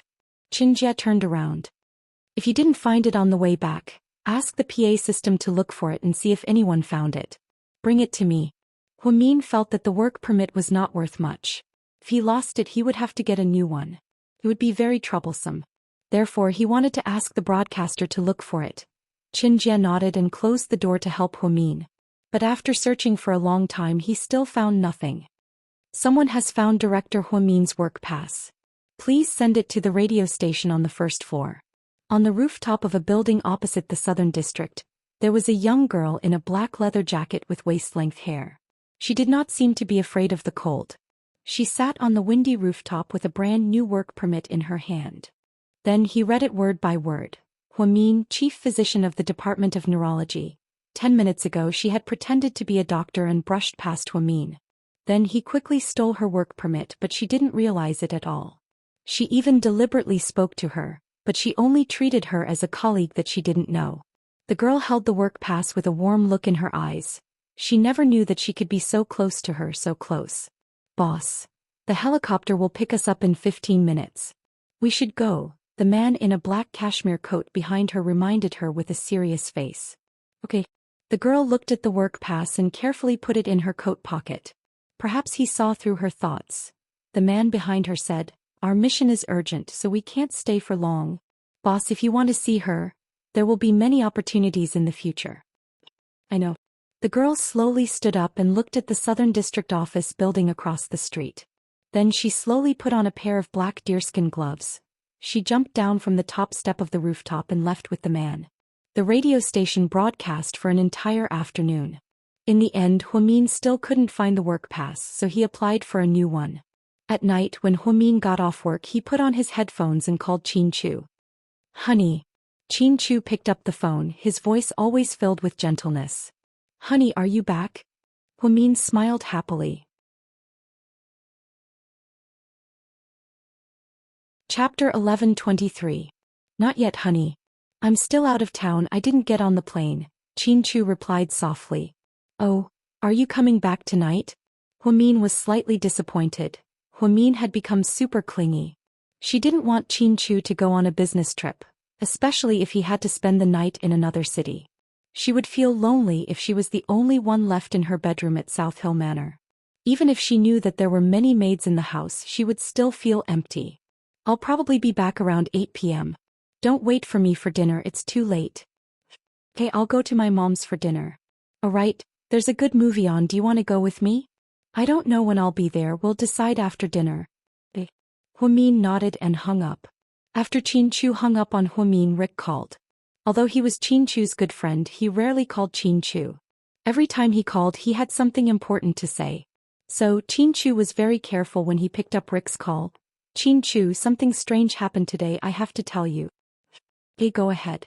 Qin Chu looked calm. "You know that I've sent people to protect Huamin, right? So we know who's around her. Ever since she was kidnapped, our people snuck into the hospital and followed Huamin closely to protect her. But today," at this point Rick paused. Qin Chu was also shocked by what he heard. "What happened today?" Qin Chu asked. "When Huamin went to work this morning, a suspicious Hummer followed her, but I'm not sure." "What do you mean you're not sure?" Qin Chu frowned slightly. Rick wasn't sure what kind of person it was. Was Mion in danger again? Because that car would sometimes wander behind her, but after a while it would change lanes and leave. Then it would appear out of nowhere. This feeling doesn't make sense. Then this car, will it follow her all the way to South Side? Qin Chu asked worriedly. "No." When we were about to reach South Side, the car turned in another direction. It seemed like a coincidence, but based on my years of experience, I don't think it's a coincidence. If it's not a coincidence, then we can only say that the person in the car is an expert and is playing a game of hide-and-seek with us. If that's the case, then it's a little troublesome because the person is obviously very intelligent. So, I want to ask you, do you want to increase the protection of Huamin or tell her not to go to work for a while? Rick was a very calm person. He was known for his steadiness in handling matters. Some people might think that he was making a mountain out of a molehill. However, the truth was that his analysis was always right. Even if it was just a hunch, it was always accurate. "I don't think it'll work if we tell her to stay at home. Mion won't agree. She can't stay idle. How about this, I'll trouble you to send more people to make sure she's safe." Qin Chu thought for a moment and said. "Okay, I'll tell my people to be more careful. Oh right, there's one more thing that's suspicious. I wonder if it has anything to do with this. I have something to tell you." Rick suddenly remembered something. "Go ahead." Chapter 11:24. You've heard of the Green Tiger Hall, a gang in our city, right? I've heard of them, they're involved in underground casinos and loan sharks, right? Qin Chu knew a little about the gangs in the city. Yeah, they don't have a good reputation and not many people want to talk to them. I heard that their boss is a Russian who has been giving them money and keeping a bunch of puppets. But this morning, when they were setting off firecrackers in their newly built casino, there was a huge explosion. Many people were injured and the boss of the Green Tiger Hall, Hong Ji, died on the spot. Huh? Why didn't I hear anything about it? Qin Chu was a little surprised. Because the police blocked the news. They didn't want anyone to know. The local news only said that the firecrackers exploded, but according to my investigation, someone planted a super explosive called HKN-5 in their new casino. I think they were set up. At the same time, a group of unknown people left the city on a helicopter. I can't find their identities and I can't find any information about the helicopter either. It's very strange. Even you can't find anything? Chin-Chu was even more surprised. Yeah, even I can't find anything, so I'm wondering, do these people have anything to do with Huamin's stalking? I don't think so. She wouldn't offend such a powerful person, Chin-Chu said slowly. That's good, I'm just guessing. I'll leave you to work, I'll contact you later. Then Rick hung up the phone. Chin-Chu, on the other hand, couldn't calm down for a long time. If this really had something to do with Huamin, then they were in big trouble. A group of people who could blow up a huge underground casino without anyone knowing, and a group of people who could fly in and out of a helicopter without anyone knowing their identities. Even stalking someone could make you feel so unreal. What kind of terrifying existence was this? Sir, Mayor Kai asked us to stay for dinner. He arranged a dinner party. Assistant Yang reminded him. He looked at his watch. It was almost 6 p.m. He promised his wife that he would watch a movie with her at 8 p.m. So Chin-Chu shook his head. Tell him we're not going, maybe next time. Okay. It wasn't the first time that the president had rejected the mayor's request. Yang knew that no matter who it was in his boss's eyes, a young lady was more important. Therefore, he immediately canceled the dinner and took a private plane back. Before boarding the plane, Chin-Chu sent a WeChat message to Huamin. Honey, I'm on the plane. I'll be there around 8:30 p.m. You can book the movie tickets now. When Huamin saw the WeChat message, the corners of his mouth curled up slightly. Mian, what are you laughing at? Yang Merong looked at her daughter curiously. Nothing. Huamin put down his phone and continued eating. Cousin Huamin. Yang Xiaoping said weakly. Is the food to your liking? Oh, it's good. These dishes were all made by little Ping. Don't be fooled by her young age, she's very capable. When she's at home, she'll help your uncle with everything. Harvesting the crops, harvesting the corn, and even the chickens, ducks, geese, and dogs at home are all taken care of by her. She's also very good at cooking. This child is very virtuous. Clearly, the mother liked this niece very much. To be honest, Huamin had no feelings towards this girl. He didn't like her, nor did he hate her. Yeah, she's very virtuous. Upon hearing his mother's words, Huamin smiled and agreed. He didn't want to spoil his mother's mood. Cousin, do you need a nanny? I don't have a job right now. Auntie said that your house is big and beautiful, so you probably need a lot of help. Can I help you? I can do anything, Yang Xiaoping suddenly asked. Huamin froze. Chapter 11:25. My family doesn't need people anymore. Huamin slowly said. The truth was, South Hill Manor was so big that it didn't matter if there was one more person or one less. It would only cost a few thousand yuan a month. However, for Mr. Qin, having 10 or even 100 people wasn't a problem at all. GK's daily income was more than an ordinary person could earn in a lifetime. To Chin-Chu, money was just a number, not a savings account. However, Huamin subconsciously didn't like his cousin, so he didn't want to pretend to be a saint and let her work for him. Mian, why don't you give your cousin a job at the hospital or Chin-Chu's company? She can't stay here forever. Yang Merong wouldn't keep her niece for herself. After all, she was her biological niece and couldn't order her around like a nanny. Therefore, she had been thinking about giving her a job. She thought that since her daughter was so capable, it shouldn't be hard for her to find a job. Before Huamin could say anything, Yang Xiaoping said, Mian, I'm a timid person and I don't really like the hospital environment. Why don't you see if there are any vacancies at my cousin-in-law's company and arrange for me to work there? I haven't been to the company in a few days, I'll go check it out later. I can't give you an answer right now, but his company is mostly open for sales and senior management. I don't think you're suitable. You can also be a cleaner, but I don't want you to do that. Then, if my cousin-in-law needs someone to clean his office, I can do it for him.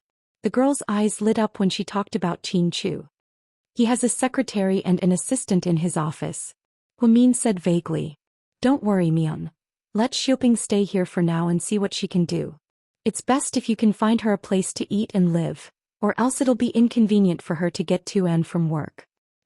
Mom, the places that provide food and living are mostly in the service industry like restaurants and hotels. The employees of big companies don't care about where they live.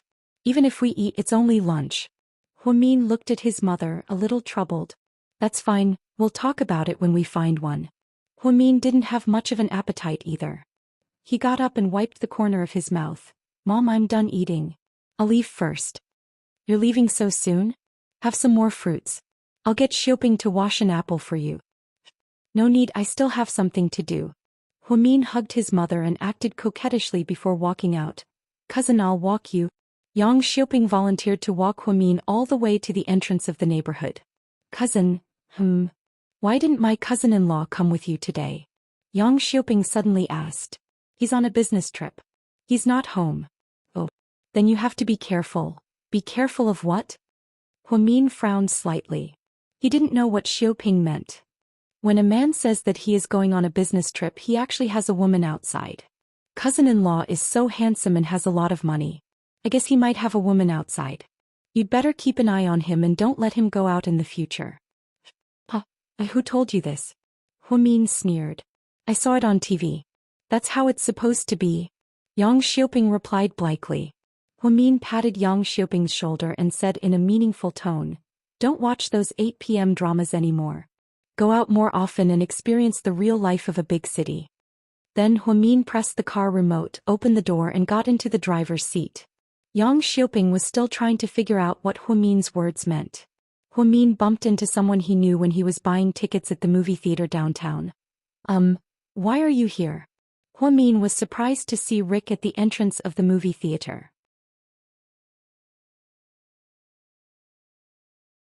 Chapter 11:26. Let's watch a movie. Rick was a man of few words. No wonder he was Qin Chu's good friend. They were indeed the same type. It was as if he would die if he said one more word. Huamin looked at the girl behind Rick. It was the girl that Rick looked so nervous the other day at the cocktail party. It seemed like this ice cube was really in love. Oh, you guys go ahead. You're here alone. Rick was surprised to see Huamin come alone. Qin Chu will be here soon. Rick nodded and then said, okay, we'll go in first. Rick bought tickets for the movie that was about to start, while Huamin bought tickets for the movie that would start half an hour later. Therefore Rick and the others went in. When they went in, the girl named Cici even smiled at Huamin in a friendly manner. Huamin returned a friendly smile. She held 2 movie tickets and waited at the entrance. The movie was about to start and everyone went in after checking their tickets, but Qin Chu still hadn't appeared. Huamin was a little anxious, so she picked up her phone and made a call. Sorry, the number you have dialed is unavailable. His phone was still turned off. Huamin remembered that she had an appointment with Qin Chu. Did he go to the wrong place? Or did he have something else to do? That shouldn't be the case. If he had something else to do, he wouldn't let her wait any longer. Just as her thoughts were running wild, a voice suddenly came from behind her. Miss, are you waiting for someone? Huamin turned around abruptly and immediately threw herself at Qin Chu. She wrapped her arms tightly around his neck. The staff in the theater kept looking over. I thought you weren't coming. Why would I? I promised you. If I didn't show up, I'd have to kneel on a durian when I got home. Qin Chu lovingly patted Huamin's head. She smiled. Then she took Qin Chu's arm and walked into the cinema. The movie they were watching had just been released recently. It was called Slightly Alluring Smile. Huamin had read this novel before. It was very funny and light-hearted. Then after the movie was made, the lead actor was also very good-looking, so she suddenly came up with the idea. She did not miss Grave Robbers Chronicles a while ago, but Qin Chu was busy with the staff meeting at that time. Xiaowei was pregnant and couldn't go to the cinema, so she had an appointment with Zhu Lingling. They were all rather satisfied. At the end of the year, when fresh meat was everywhere, it was really not easy to find a few fresh meat with good looks and acting skills. After watching Tomb Raiding and Slightly, Huamin was pleasantly surprised. When she walked out of the cinema, she was still talking about the plot with Qin Chu. By the way, honey, I saw Rick when I was buying the tickets. Really? Yeah, he should be with his girlfriend. I didn't expect to see him at the cinema. What a surprise, haha. He's a normal man, what's there to be surprised about? Qin Chu smiled. You haven't eaten yet, right? Huamin suddenly thought of a very serious problem. Yeah. Qin Chu nodded. He had been busy for the entire afternoon and night. Originally, the mayor wanted to treat him to dinner. However, he rushed back in order to watch a movie with Huamin. He had been busy for more than 2 hours, so how could he have time to eat? There were in-flight meals on the private plane, but people's taste buds were slow at high altitudes. Therefore, Chin-Chu basically didn't eat the food on the plane. That was why he was still hungry. Why didn't you say so earlier? We could have watched it after dinner. Huamin looked at him with heartache. It's okay. I'll accompany you first. Are you an idiot? Huamin angrily punched Chin-Chu's shoulder. She was the first person in the world to call Chin-Chu an idiot. She was also the only person who dared to call Chin-Chu an idiot. She was also the only person who Chin-Chu was willing to be an idiot for her. It's okay if I'm an idiot as long as I have a smart wife. Chin-Chu continued to smile. Did you put honey on your lips today? Huamin felt warm inside. It was sweet to hear Mr. Chin say sweet things once in a while. Let's go, I'll treat you to supper. Huamin generously pulled Chin-Chu towards the food street next to the mall. There was a good Hunan cuisine restaurant there. Although it was a little spicy, it was delicious. Huamin excitedly pulled Chin-Chu in, but to her surprise she saw Suyu as soon as she walked in. He, Tang Chuan, and a woman she didn't know were sitting at a table near the entrance. It was very eye-catching. Should we go to another restaurant? Huamin was very embarrassed. She could swear that she didn't know Suyu was here. What a fucking coincidence.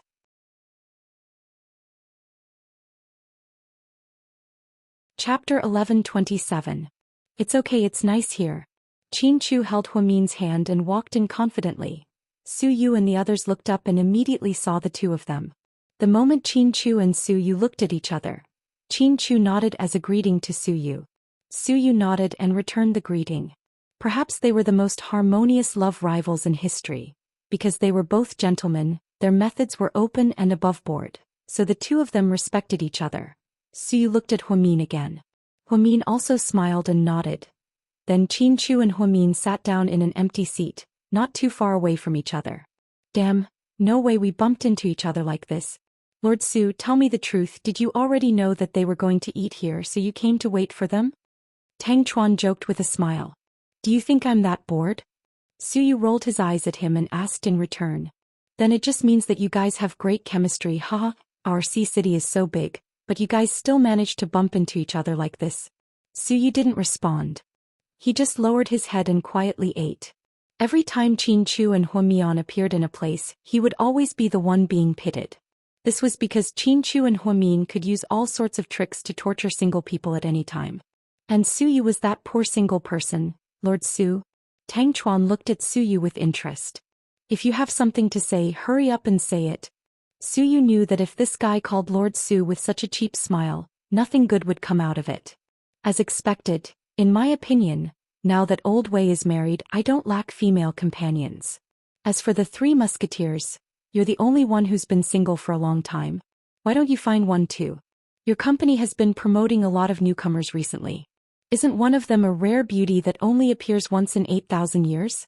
What's her name? Meng Yanai. She's quite pretty. If you think it's not bad, then go ahead. Suyu replied without even lifting his eyelids. Ha, didn't she look down on me? I do want to pursue her. But Gentong is not bad. She's popular and has few scandals. I heard that many A-list male stars are interested in her, but she rejected them all.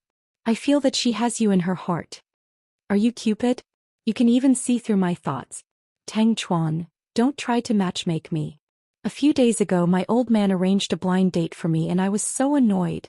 I finally finished the mission and you're telling me this now. Next time you'll have to pay the bill. Don't. Ha, who can compete with you in terms of money? With your taste, one bottle of red wine would cost me a week's worth of pocket money. Ha, I'll stop talking. Tang Chuan immediately shut up. Tang Chuan wasn't like Wei Liao and Suyu. He didn't have his own business or a formal job.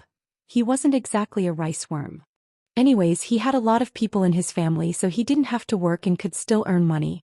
However, he wasn't as rich as Suyu. In Sea City, there were very few people who dared to compete with Suyu in terms of spending money. Of course, Chin-Chu didn't count, because Mr. Chin didn't like to spend money. If he wanted to spend money, he would only spend it on Huamin. On the other side, Huamin ordered 4 Hunan dishes for Chin-Chu. She also ordered a bowl of rice for him. The two of them ate in silence. Honey, yeah? Chin-Chu looked up. Will there be a day when you get tired of me and find another woman? Chin-Chu, people say that if you eat too much fish and meat you'll get sick of it. Sometimes you'll want to eat cabbage. I don't think I'm a big fish or meat, I'm just a cabbage. If you eat too much, will you also want to eat fish and meat? Huamin rested her chin on her hands and asked Qin Chu seriously.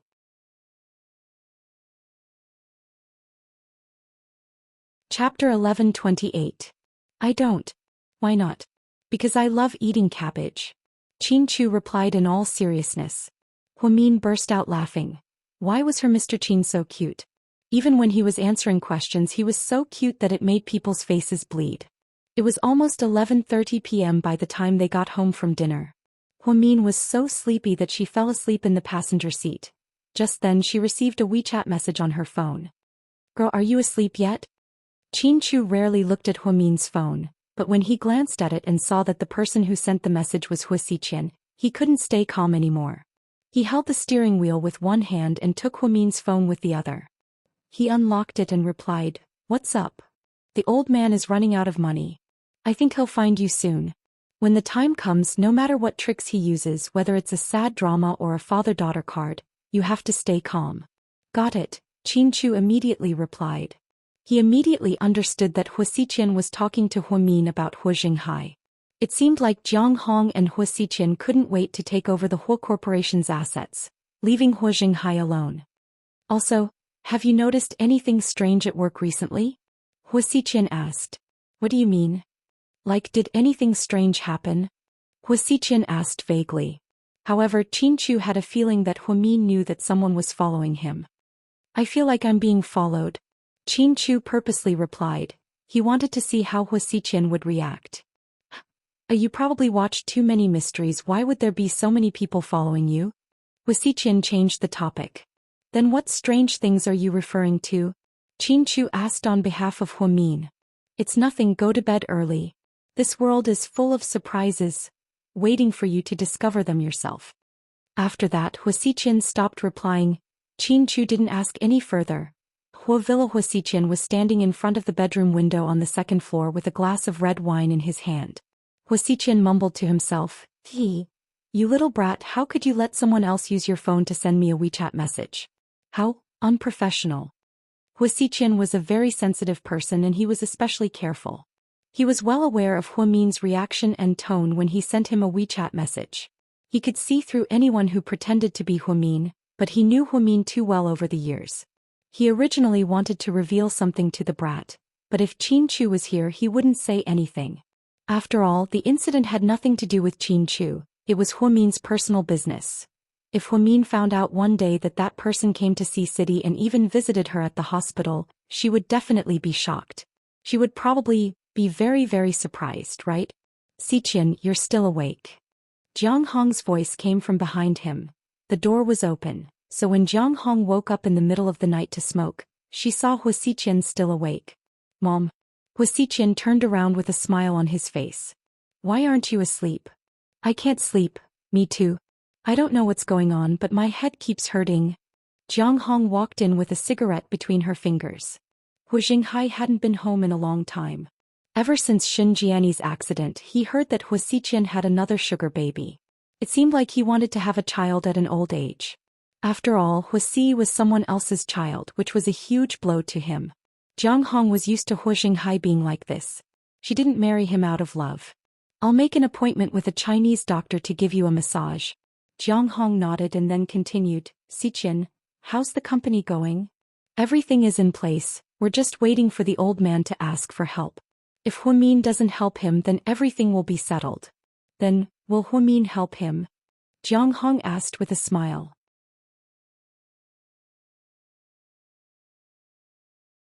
Chapter 11:29. What do you think? Huasiqian asked back. Then the mother and son looked at each other and smiled.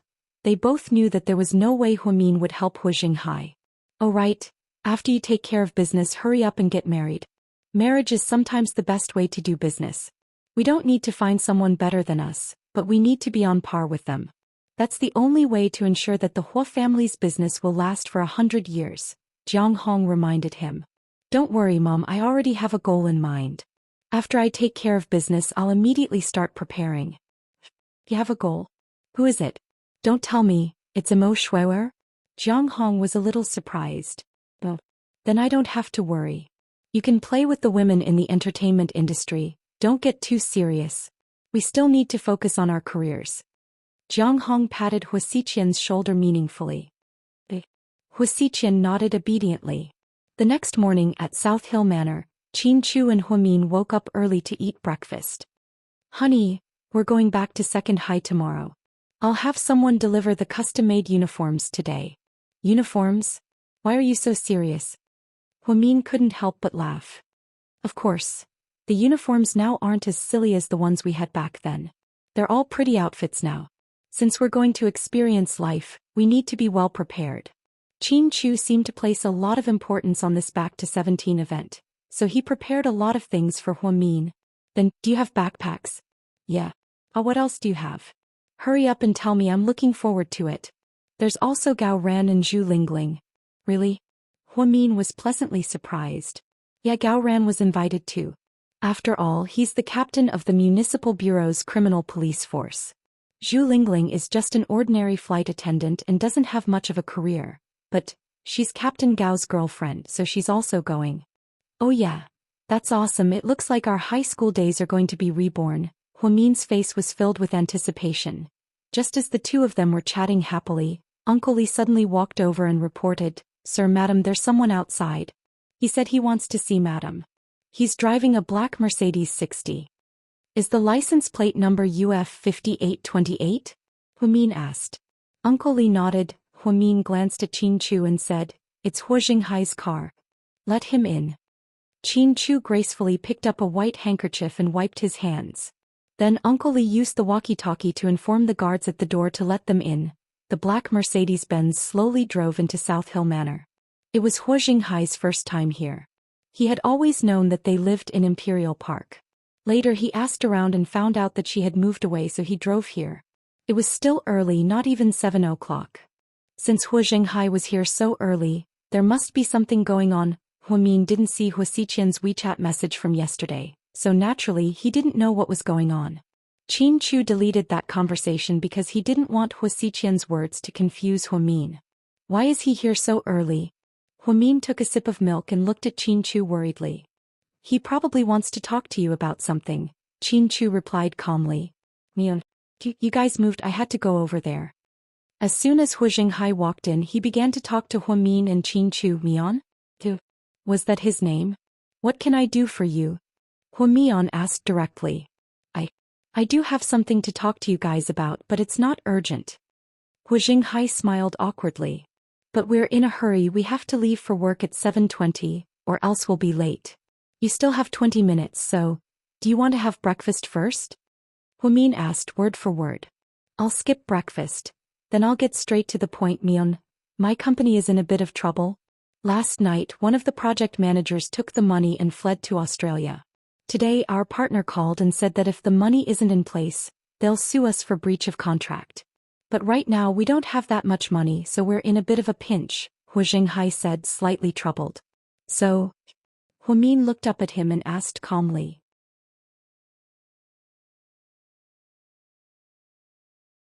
Chapter 11:30. So, can you lend me some working capital? As soon as you're in trouble, I'll pay you back immediately. Speaking of which, Hua Xinghai was in a tough spot. He had lived a glorious life and had countless mistresses, but in the end he had to ask for money from a daughter he never acknowledged. Now that he thought about it, it was truly ironic. Huamin glanced at Qin Chu. Although he didn't say anything, the look in his eyes said it all. You should know. I'm just a nurse. Even if I add up all my salary over the years, I probably won't be able to afford it. Huamin tactfully refused. I know you're in a tough spot, but what I meant was, can you ask my son-in-law to transfer some money from GK to me? Hua Xinghai looked at Qin Chu with a troubled expression. Son-in-law? Huamin felt like vomiting when he heard those two words. Back then he didn't even acknowledge his daughter, but now he was acknowledging his son-in-law? What if the person she married wasn't Qin Chu but old Wang from next door? Would Hua Xinghai still be so eager to acknowledge him as his son-in-law? Qin Chu was silent for a few seconds before he slowly said, We do have the money, but GK doesn't belong to me alone. If we want to use a large amount of money, we have to go through the board of directors and my father has to be there to approve it. It's a very troublesome process and it might not even pass in the end. If you're not afraid of the trouble, why don't you come with me to the board of directors? Tell them about your situation and see what they decide. Hu Jinghai was obviously at a loss for words. He was, after all, a man of status. How could he shamelessly go to the board of directors with Hu Mian? Wouldn't it be obvious that he was a joke? Oh, then it's okay, I'll think of something else. Then Hu Jinghai hurriedly left. Honey, good job. Hu Min stood up and smiled. Yesterday, Hu Xiqian sent you a WeChat message but you were asleep so I didn't tell you. I'll delete it after I tell you. What did he say? Hu Min was curious. He only said that Hu Jinghai might ask for help everywhere so you shouldn't help him. How is that possible? Hu Min didn't need him to tell me that. I wouldn't help Hu Jinghai unless I lost my mind. Hu Min smiled. As for what Hu Xiqian had said, Qin Chu didn't tell Hu Min. He felt that Hu Xiqian might use that incident to threaten Hu Min in the future. He seemed to know more about Hu Min's background than anyone else. As for Hu Min, he was most concerned about his own background. Hu Xiqian was able to find out that he was being followed for no reason. Even Rick couldn't find out about it. Hu Xiqian was really something. In order to prevent Hu Min's imagination from running wild, Qin Chu ultimately chose to conceal the truth. This was also beneficial to Hu Min. After rejecting Hu Jinghai's request to borrow money, the couple went to work together. Qin Chu and Hu Min drove one after the other.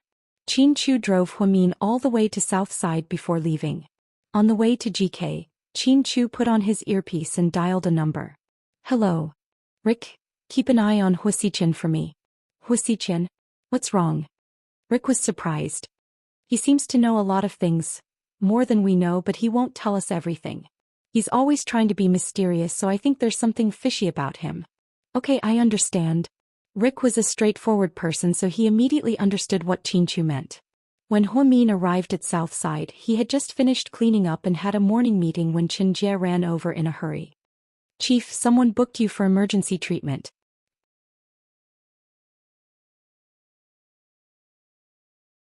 Chapter 1131. This early.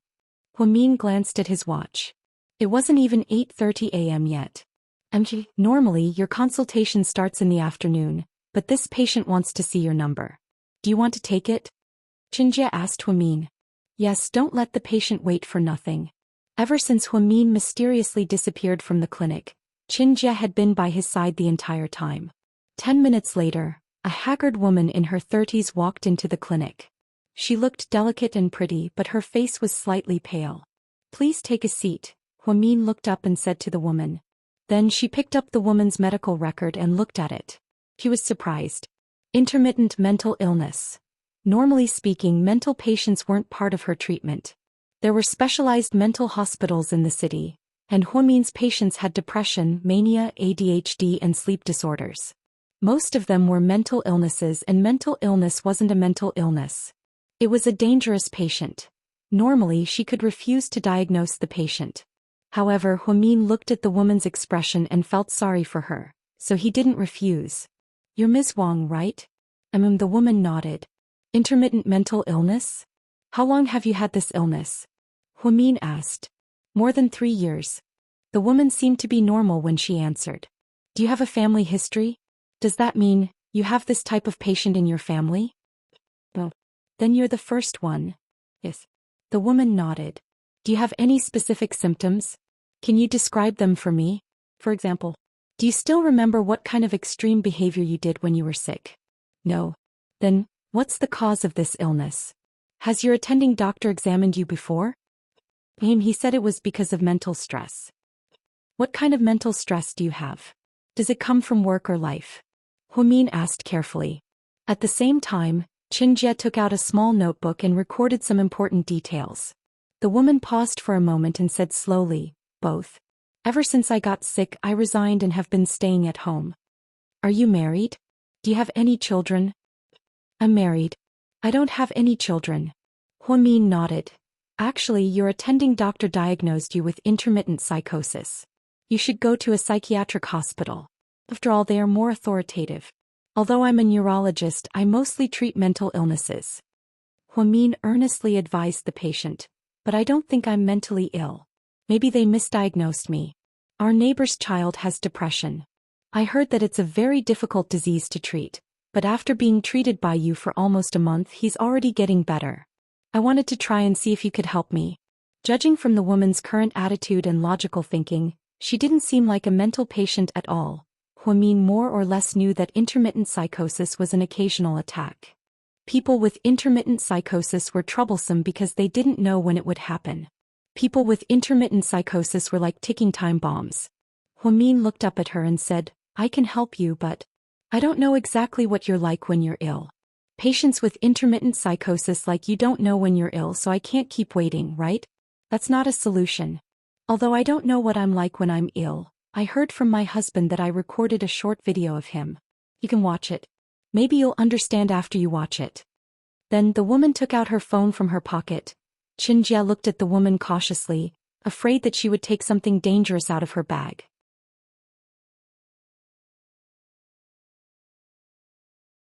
Chapter 1132. She took out a phone with a big screen, opened a video and handed it to Huamin. A man was recording himself on his phone. He said, My wife's condition is like this. When she's sick, she thinks she's a 5-year-old girl and she even has a name.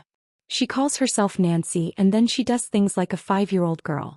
She doesn't remember who she is and she likes to eat lollipops. When she sees me, she calls me uncle, and she cries. Sometimes when she's riding a bicycle, she suddenly falls down, saying that she's just a child and doesn't know how to ride a bicycle. This really brings a lot of inconvenience to our lives. My mother once suspected that she was possessed by a ghost. Because my wife accidentally got pregnant due to work, she secretly aborted the baby. Later, when she wanted to have another child, she couldn't.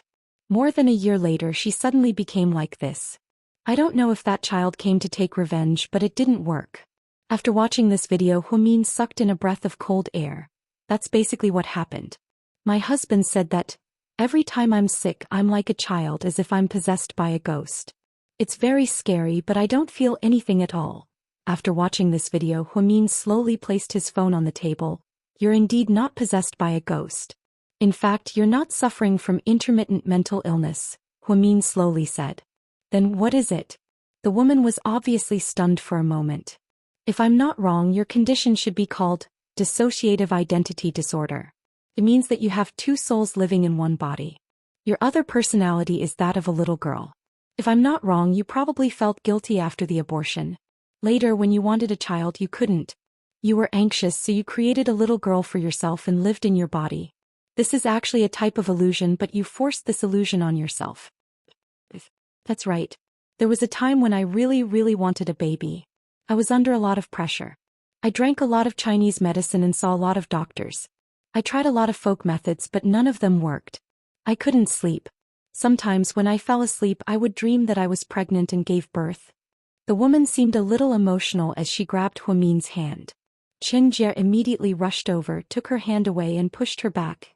Madam, please calm down, and keep your distance from our director. After all, the patient was a mental patient, so the assistant was very concerned about Huamin's safety. In your situation, drugs alone won't do.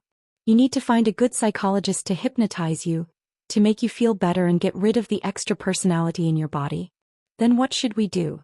Chief Hua, if you can cure me, money won't be a problem. The woman was pleasantly surprised. It's not about money. The key is that I don't have that much time to treat you every day and I can't hypnotize you. I'm not a psychological hypnotist, but I can find someone to help you, but you have to cooperate with us. I'll do it. After prescribing some sedatives for the patient, the assistant Qinjie sent the patient away. Huamin called Jiang Xiaowei and asked her to introduce a reliable psychological hypnotist to her. If Xiaowei wasn't pregnant, Huamian would definitely be able to do it. However, now that Xiaowei was pregnant, it was impossible for her to come into contact with mental patients. Even when she went out to buy groceries, she needed 4 bodyguards. The Wei family really invested a lot. Apparently, the 2 elders of the Wei family said that if Jiang Xiaowei gave birth to a daughter, they would give her a mansion worth tens of millions of yuan. If she gave birth to a son, they would give her a mansion worth hundreds of millions of yuan. It was obvious how important a son was to a rich family. Although men and women were equal, there had always been a preference for boys over girls. Saturday morning, Qin Chu and Huamin both changed into their school uniforms and drove to Second High.